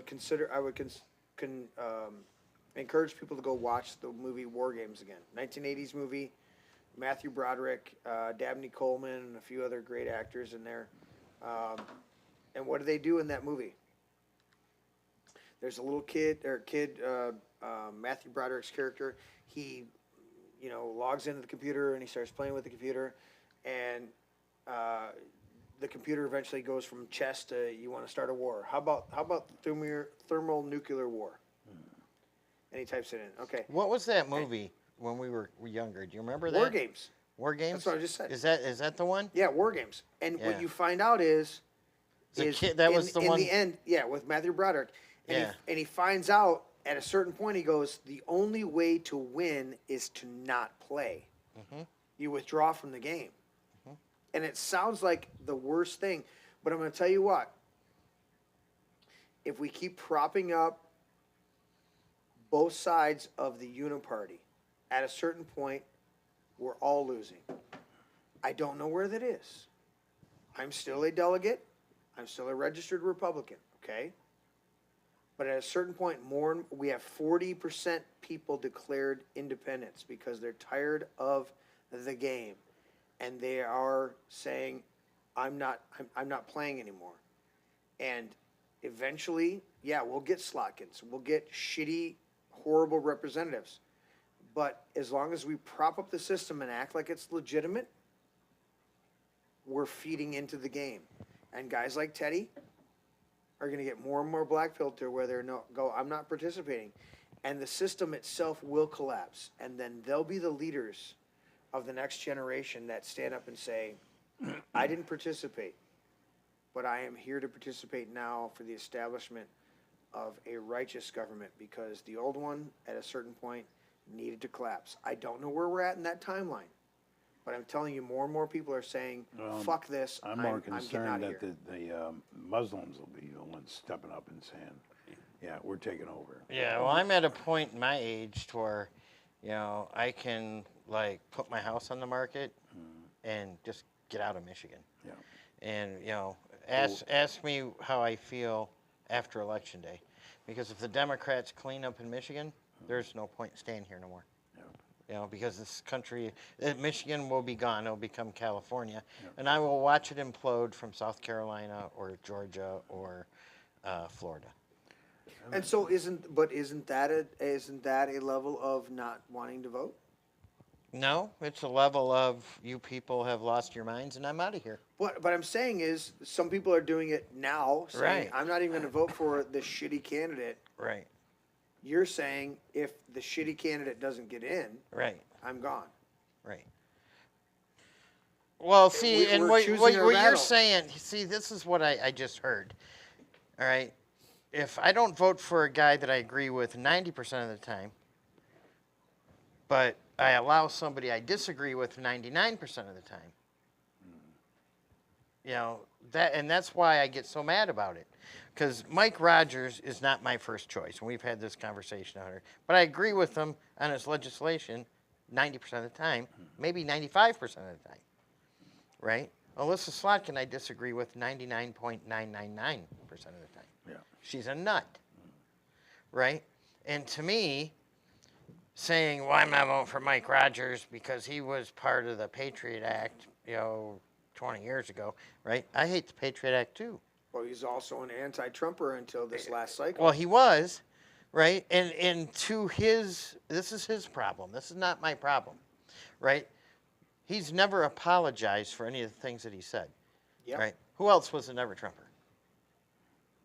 Somebody big. Well, J.D. Vance was a never Trumper. J.D. Vance was, but J.D. Vance became a Trumper in the first 6 months of Trump's first administration. Right.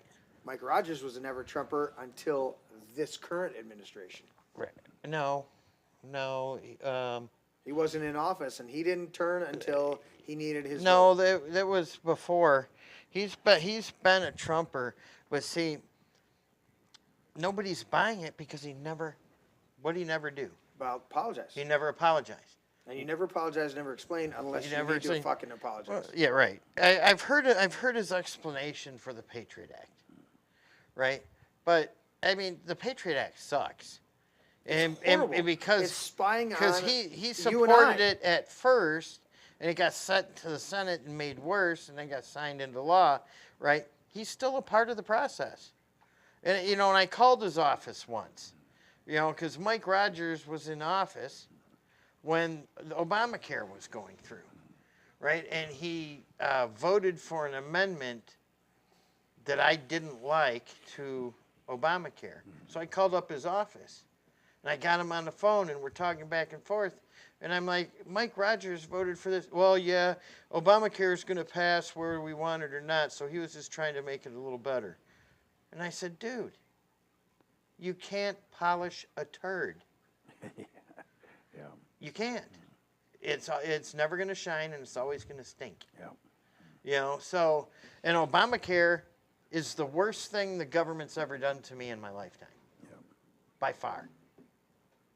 It's worse than what it did to me with Whitmer's shit stains. What do you call that? With the lockdown. It was bad on multiple fronts, even for the Right. providers. And Republicans are dropping the ball right now because Democrats are running along with, oh, you made my health care costs because you won't pay for subsidies. No, you cannot use my money to subsidize a bad policy so somebody else can have better health care than me. Fuck you. Right. Yeah. Right. But that's what's happened. Fuck you. You are not taking my money to give an illegal alien health care while you want to charge me $1,600 a month Oh, that's across for the me board. and my wife, $1,600 a month for a policy with a $6,000 deductible and only 80% coverage. Fuck you again. For medical services that may just cut and drug you and not even give you actual health care and tell you how to overcome by giving you something healthy. Yeah, that and cleans you it's up. just like these oil prices going up right now. What did Joe Biden do? Nothing. No, he did something. He cut Trump's he policies released from before. He released our strategic Right. oil fields so that the fucking prices skyrocketed. Yeah, well, not only that, but he reversed a lot of Trump's policies before, so we weren't energy independent anymore. If he we're did energy independent, is it going to matter what the price of No. oil is over No. there? I mean, stop. I mean, I get it. Things are expensive. I paid $5.09 for diesel fuel yesterday. $5.09. It's ridiculous, right? It's you drive up and down M59 right now, right? It's $3.69 everywhere. You know, why is it I go up to Mount Morris Road? I was up there today and I paid $3.33. Well, you're in Livingston County. Livingston County, most expensive gas anywhere. Johnson County. And I don't know. I don't understand why. Except for Miller Road, I Yeah. always hit Miller Road at the speedway there. Yeah. And I've been able to get some of the lowest gas prices consistently over the last. Miller Road, Miller and what? 75. 75 and 23, right there. But before Mount you go to the Oh, mall. well, you don't even have to go that far. You can get off at Fenton, at Owen Road in Fenton. I got the app, the Speedway app. Yeah, so do I. And either Miller or Bristol, sometimes Bristol right there by the Yeah. airport, Yeah. the opposite side of the airport. Some of the lowest prices. But I'll see I it. try never, under any circumstances, to buy gas the rest in of the Livingston fucking- County. Yeah. Because you drive It's horrible, anywhere. dude. Yeah. The only place in Livingston County that I try to buy gas is Costco. Because I paid, got Costco cards, same I as paid, Kroger cards. yeah, $2.89. Yeah. Well, Kroger, you get bonuses for money you spend. It's just always the same price at Costco. I would, to be honest with you, if I didn't ever go into Costco, I would still buy a membership card so I could buy gas there every week. So right now, East Grand River showing regular gallon of gas right now, it's just fucking ridiculous, is $3.69 a gallon. All right? Where's my map? Map right there. All right. So then if I go to Miller Road is Give Miller Road. me your paper, buddy. I got to sign off on this. Yeah, I got Miller Road is $3.59, so it's at least 10 cents cheaper up there. Yeah. And yeah, it's ridiculous. But I also understand. I completely understand gassing, how gas works. When gas prices shoot up, okay, you know what happens when gas prices shoot up, and the But it affects local gas everything. station has to buy the gas at that higher price. Then it takes a lot longer for prices to come down than it does for prices to go up. Because that gas station may have to buy it wholesale at a higher price, and then 2 days later, the price comes down. But they've got to recoup their money. All Are you right. leaving me? Yeah, I have to leave 20 minutes ago. What the fuck? Is that your final thought? Yeah, though? so good night, everybody. Love you. I have no final thought tonight, except for we got to win this in November. And we do. don't have a choice. If But this in state August, is to survive, Yeah, in August we got to elect some really good. we have to elect candidates that we think can win in November. Yeah. Well, not just think we can win. They got in Texas. They got rid of Eye Patch McCain. They primaried him out. Yes, they did. It's time to primary out these motherfuckers, and then put everything behind great candidates, and get them into office. Right. It can be done if the fucking establishment will get out of the way, and actually let the people's voice be heard. Right, and I don't know. See, with all I've seen and for as long as I've been involved in the Republican Party, since 1999, I've been trying to get them to close primary elections, and it falls on dead ears. They don't give a flying fuck. Right, they're not going to close they're not going to close the primaries, and the number one excuse they give me is, well, if we close the primaries, it becomes partisan, and the parties have to pay for them themselves. Well, fucking pay for it themselves then. Yeah, and then Got all this fucking Amway fucking money over there on the west side of the state. Fucking pay for it. Well, that's the problem with the Amway people. If they're just like the grassroots. The grassroots says, "Oh, I'm not voting for Mike Rogers. He's Don't as lump bad them as in the fucking." same. The money people are different than the the money people turn around and say, "Well, I don't get my establishment rhino, so I'm taking my money and I'm going home." And then there's what is it? A quadrendrum? See you, buddy. See you later, Teddy. You know, I'm gonna reach out to Rumble and find out what the fuck their problem is over there. Because, dude, We're back on. if I do my signal, See how much money you can raise this week, right? In order to get me to show the picture to everyone next.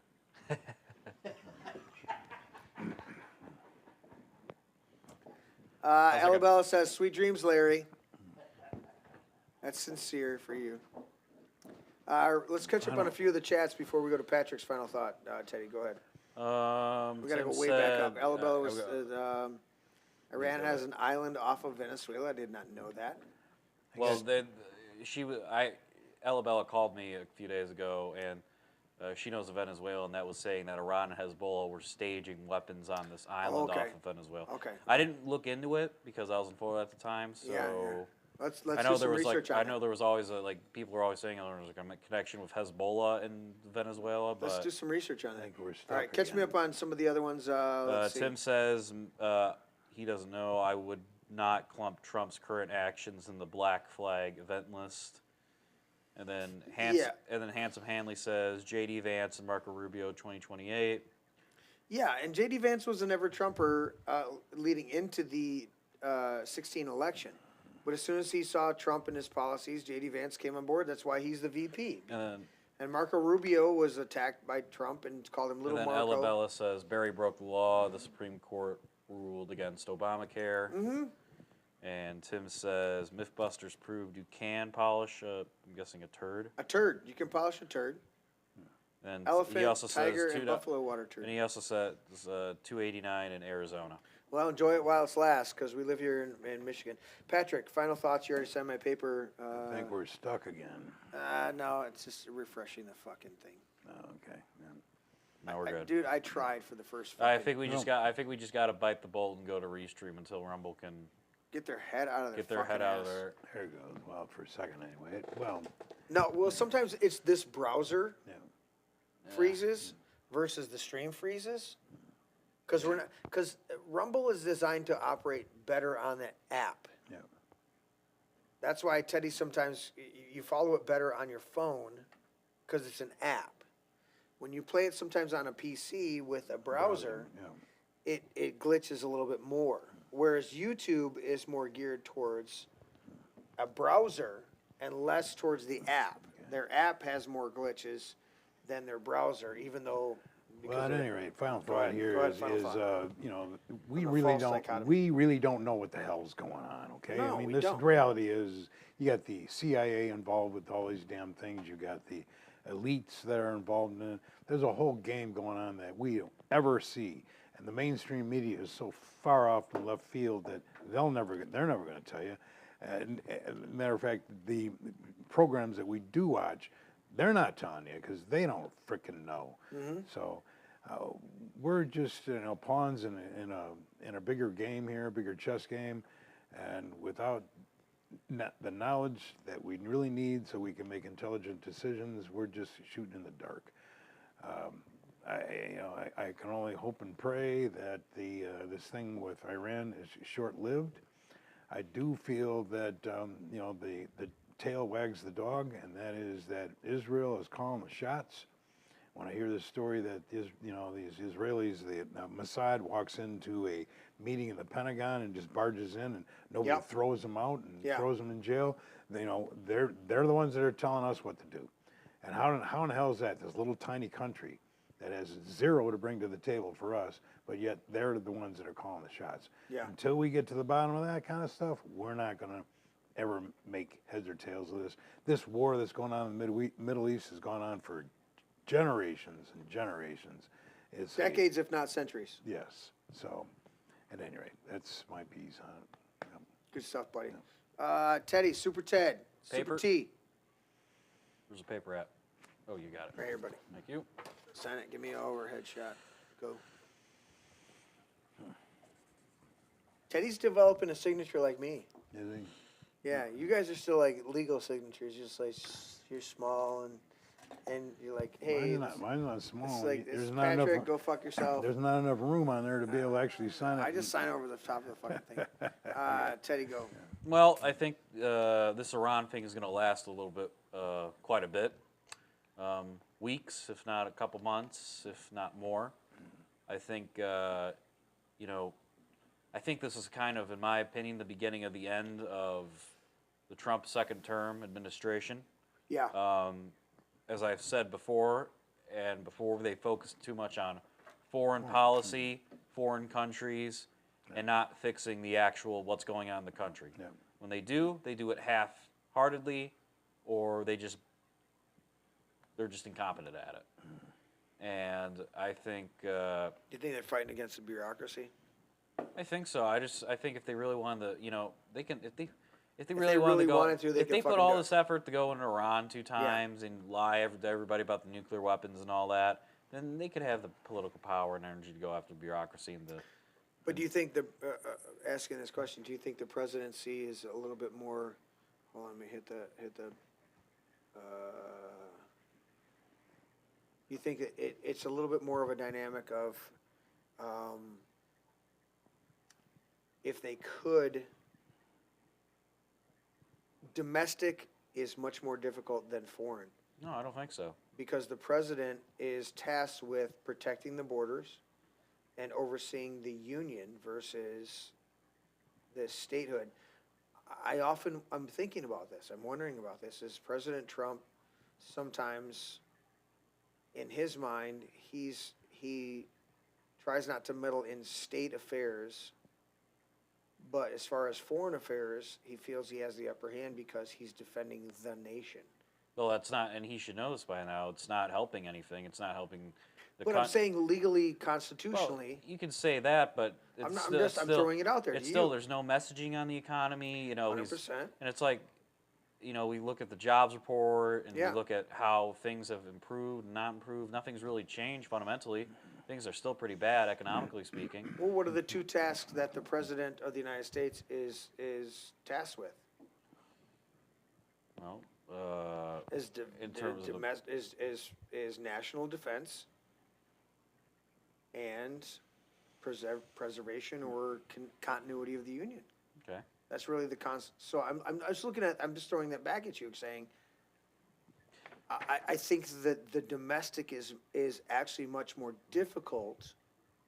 I'm not giving him a pass, but I'm saying it's easier to go, well, I'm trying to work with these fucking governors, but you know what? I can go over here and, and negotiate with this country and get a trade deal. If you really wanted to save the union, just do what Lincoln did. If you really had to go to that extent, because we're kind of at that point. And you can't dilly-dally around, and you can't rely on unreliable people. I get that. And so I just think. But then you're quasi combining Lincoln with Jackson, where Lincoln just did what he wanted, and Jackson was the one that said, you've made your ruling, now enforce it.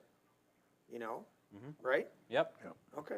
So I get that. Sorry, you were doing your thing. But Patrick was showing me gas prices in where was that at? California. California, they're up to almost $6. $6. Oh, moving towards 7. Yeah, moving towards 7. Yeah. Well, I just think with the disaster that is the Republican Party and how ineffective they are in Congress and in any other form for the most part, is that the Iran war is not, we already realize this Iran war is not going the way Trump thought about it was going to go. It's not like Venezuela. You're not dealing with poorly equipped, corrupt regimes in South America. You're dealing with a well-equipped, religiously and ideologically motivated regime crazy fuckers with advanced technology. Yep, 100%. And they have leverage, and they can block the Strait of Hormuz. They can mess with oil prices, and since we decided to go from 0 to 100, besides nuking them, we nuked their entire leadership. We, that's, even Russia and Ukraine were going after their own. Putin and Zelensky aren't trying to kill each other. Right. So if we started like that, then they're gonna do what they have to do. It's not me defending the regime. It's basically it's reality. Right. When you're under threat, or if you're a regime or country, you're gonna have to go tooth and nail, especially if it's a superior enemy. 100%. And I think this is kind of like the last straw of, he's doing foreign stuff, but maybe he'll focus on what's needed to be going on right here. Yeah. And I just think the midterms are going to be pretty rough at this point. I'm gonna have to say a shellacking at this point. If we don't rectify and this, I want to say at this point, keep an eye out for the Texas Senate race primary. Yeah. And who Trump endorses between Paxton and Cornyn. That'll show you. He's got to endorse Paxton. Paxton is a fucking beast who's fought. But that'll show you how I'll just show you how he is. And people always been giving Trump passes, and he's putting at a different angle. But he's not perfect, man. But he's not perfect. He makes some bad fucking endorsements. But we had, this is our, I think this is the establishment's. My final thought of the final thought is, this is the final This is thought of the final the thought. 2024 election is when the system wanted to put the woke away because they saw it as a demoralizing, society collapsing ideology, and more importantly, no one really wanted to join the military because of it. Yeah. Now we're seeing right now is probably the process of MAGA populism being put away because of all the mistakes and blunders of that's been going on. Right. So, and I think we're going to be returning to the sensible left, center left of Gavin Newsom, kind of like Obama's, Obama kind of deal. I think that's what's going to happen. I'm bringing you hope and change. How do you I figure hope you have a Gavin little bit of Newsom change. is sensible center left? Well, the guy's a whack job out there. Look at California and their economy. People are he's leaving saying- there in droves. But he's saying that it's. Well, they're already pushing that Tallarico guy, and I'm talking about like people Yeah. like Tallarico. That's the new sensible center left. I tell you, it was sensible center left. John Fetterman, the guy. I thought the guy was a whack job when he was voted in. I think he has got his shit together. I look at him and say, "Whoa, this guy." I'm not saying myself that's sensible. That's what they're going to portray it as. Yeah. Because it's like, when Biden was in office, they're like, oh, well, we're going to bring sensible, we're going to bring sensible people back to fix the economy and all that, stop the wars and all. They're going to be the people that tout moving towards the center, but they're really hardcore leftists. We'll see. We're going to, at this point, it just sucks that there's not any action or arrest happening. I know we keep saying that, but that's what needs to start happening. That's what needs to happen. I have a feeling that when Trump moves out of office, if the Democrats take over, they're going to fry his ass, and I'm going to sit back and laugh about it. It's going to be like day one. Because you didn't fucking do it. Yep. It's going to be day one. There's still there. You know what? You deserve everything you get. 1,500 plus Jan 6ers were pardoned. There's still a handful of people that were never pardoned that are sitting in jail today. And I've sat here and done 2 interviews with Stuart Rhodes and talked to Joe Biggs. They still don't have a presidential pardon. They got a commutation of their sentence. So here's a military veteran who cannot own a firearm legally because his sentence was commuted. He was not fully pardoned. Who's lost his livelihood, who needs to do podcasts and other show up at other events to even make enough money, but they're not even surviving. That's not fucking right. No. That's lawfare that's destroyed their lives. Teddy, you good? I'm good. Okay. I didn't even pick a color today. I'm going with dark green. So my signature's not big enough for you, huh? No, I'm just saying. No, you guys are all good. You guys are all good. You're gonna have to get a bigger paper next time. I gotta go here, but here's mine. Yeah, well, Show off. I'm, dude. I gotta be the John Hancock, the host of the show. It's all good. There it is. There it is for the show. But all right. So I appreciate the discussion, and I'm glad we had some good conversation tonight, because I don't like it when we get just like angry at each other. I want to talk. Oh, we don't get angry at each other. Well, no, but sometimes we get people in chat and people, it's like, I want to talk. I want to have a conversation. I want to hear where you're coming from. And when it devolves to being angry, we're no longer listening to each other, Well, what? And I've thrown a couple of D Serrano bottles around here. Yes, and you do that. But at the end of the podcast, we all give each other a big hug. We love each other, and Fuck yeah. we look forward to the next time we can get together. 100%. So that's a little different than.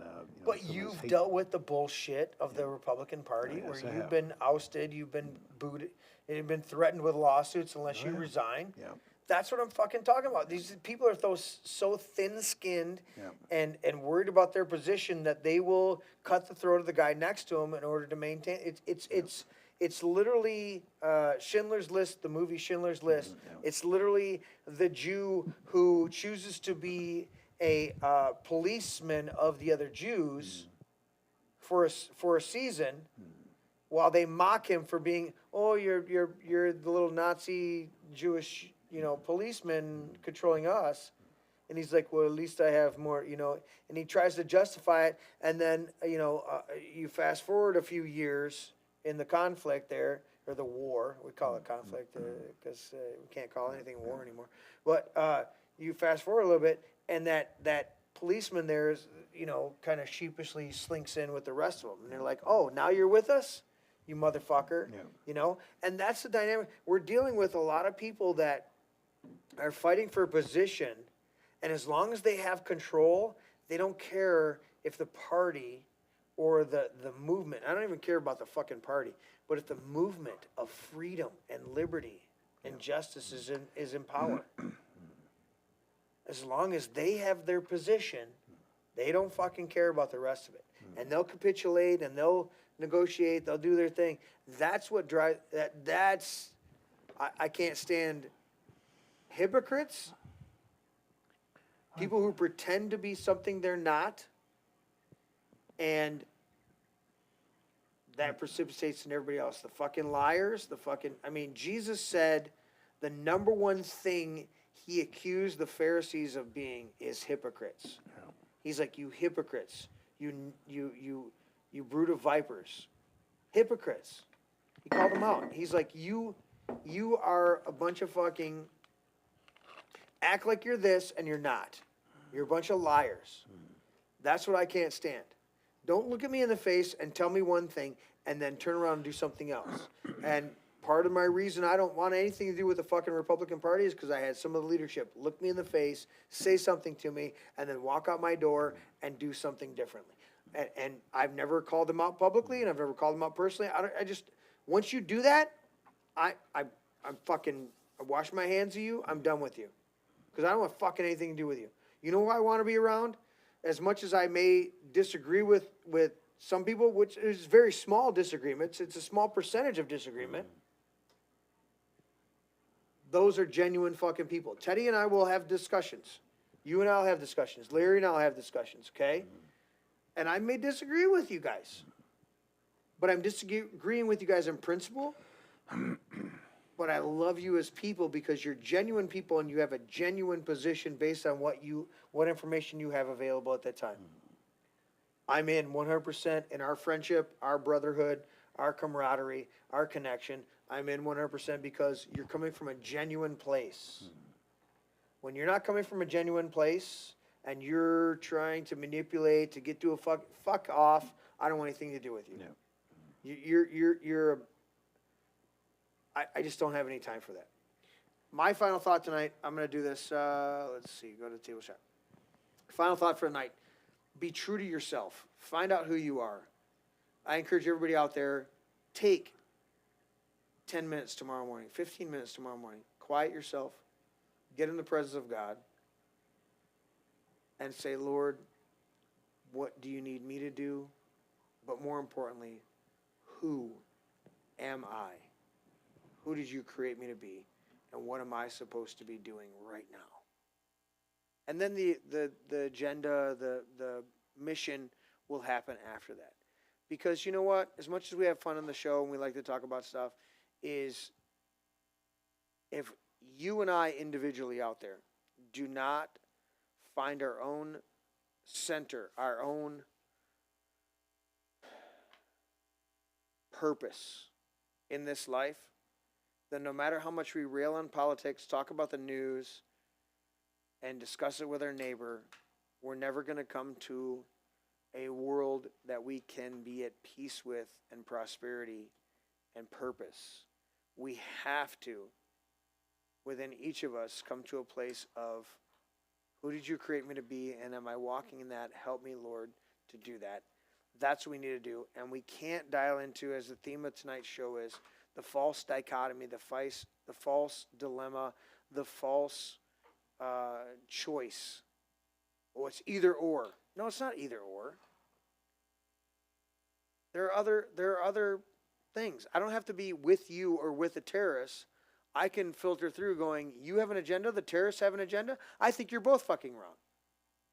As far as Iran,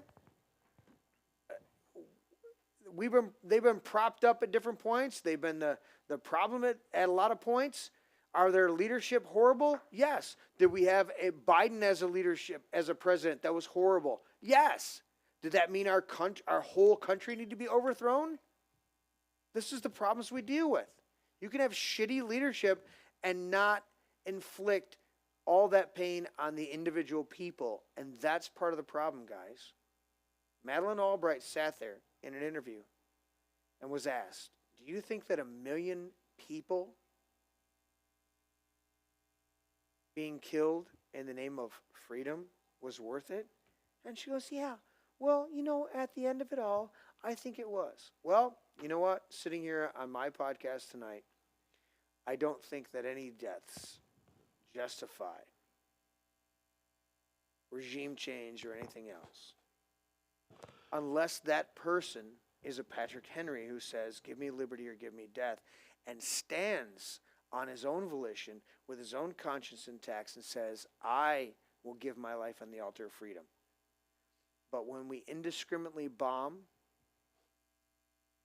Palestine, Iran, Russia, Ukraine, Israel, any of these fucking countries, I have questions. And if that makes me a bad guy for questioning the motives of the people lobbing the bombs on both sides of the conflict, I will be guilty as charged. But I do not like war, and I do not like indiscriminate deaths of people. Well, they weren't innocent because they supported the regime. Well, some regimes will murder you if you don't vote for their regime. So how do you deal with that? If you got a regime that says, I will fucking kill you if you don't vote for us, you're going to get 98% turnout for their votes. Does that mean they're actually supporting the people that they are overseeing? Doesn't. But we lump it all into one fucking group and go, nah, we're going to do this. I don't buy into that shit. I don't buy into the false dilemmas. It's either or. I want to look at that dynamic and judge the geopolitical dynamics of what's going on. Thank you guys for... Oh, I hit your button. There it is. Thank you guys for tuning in. My neck was getting hard while I was leaning into the table cam. Yeah. Thank you guys for tuning in tonight. Like, share, and subscribe. Do all that stuff. As Dale says, good night, Mr. and Mrs. America, Mr. and Mrs. America, and to all ships at sea. Dale served. Appreciate it. Love you all. Like, share, and subscribe. Do all of that stuff. And we'll catch you guys next time. Where's my close button? I moved my close button. There it is.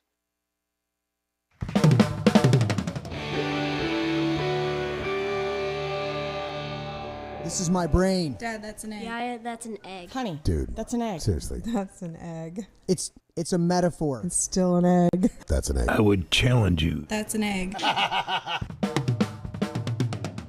I know my brain is not actually an egg, okay? It's a metaphor. Metaphor or not, that's not your brain. It's just an egg. Una cerveza para mí. My egg is my brain. Can I at least have some bacon, maybe some sausage with that egg, though? Oh, I want some bacon. I want crepes. Have some bacon and pancakes with that egg. I'll take it with cheese. Extra large brown cage-free eggs.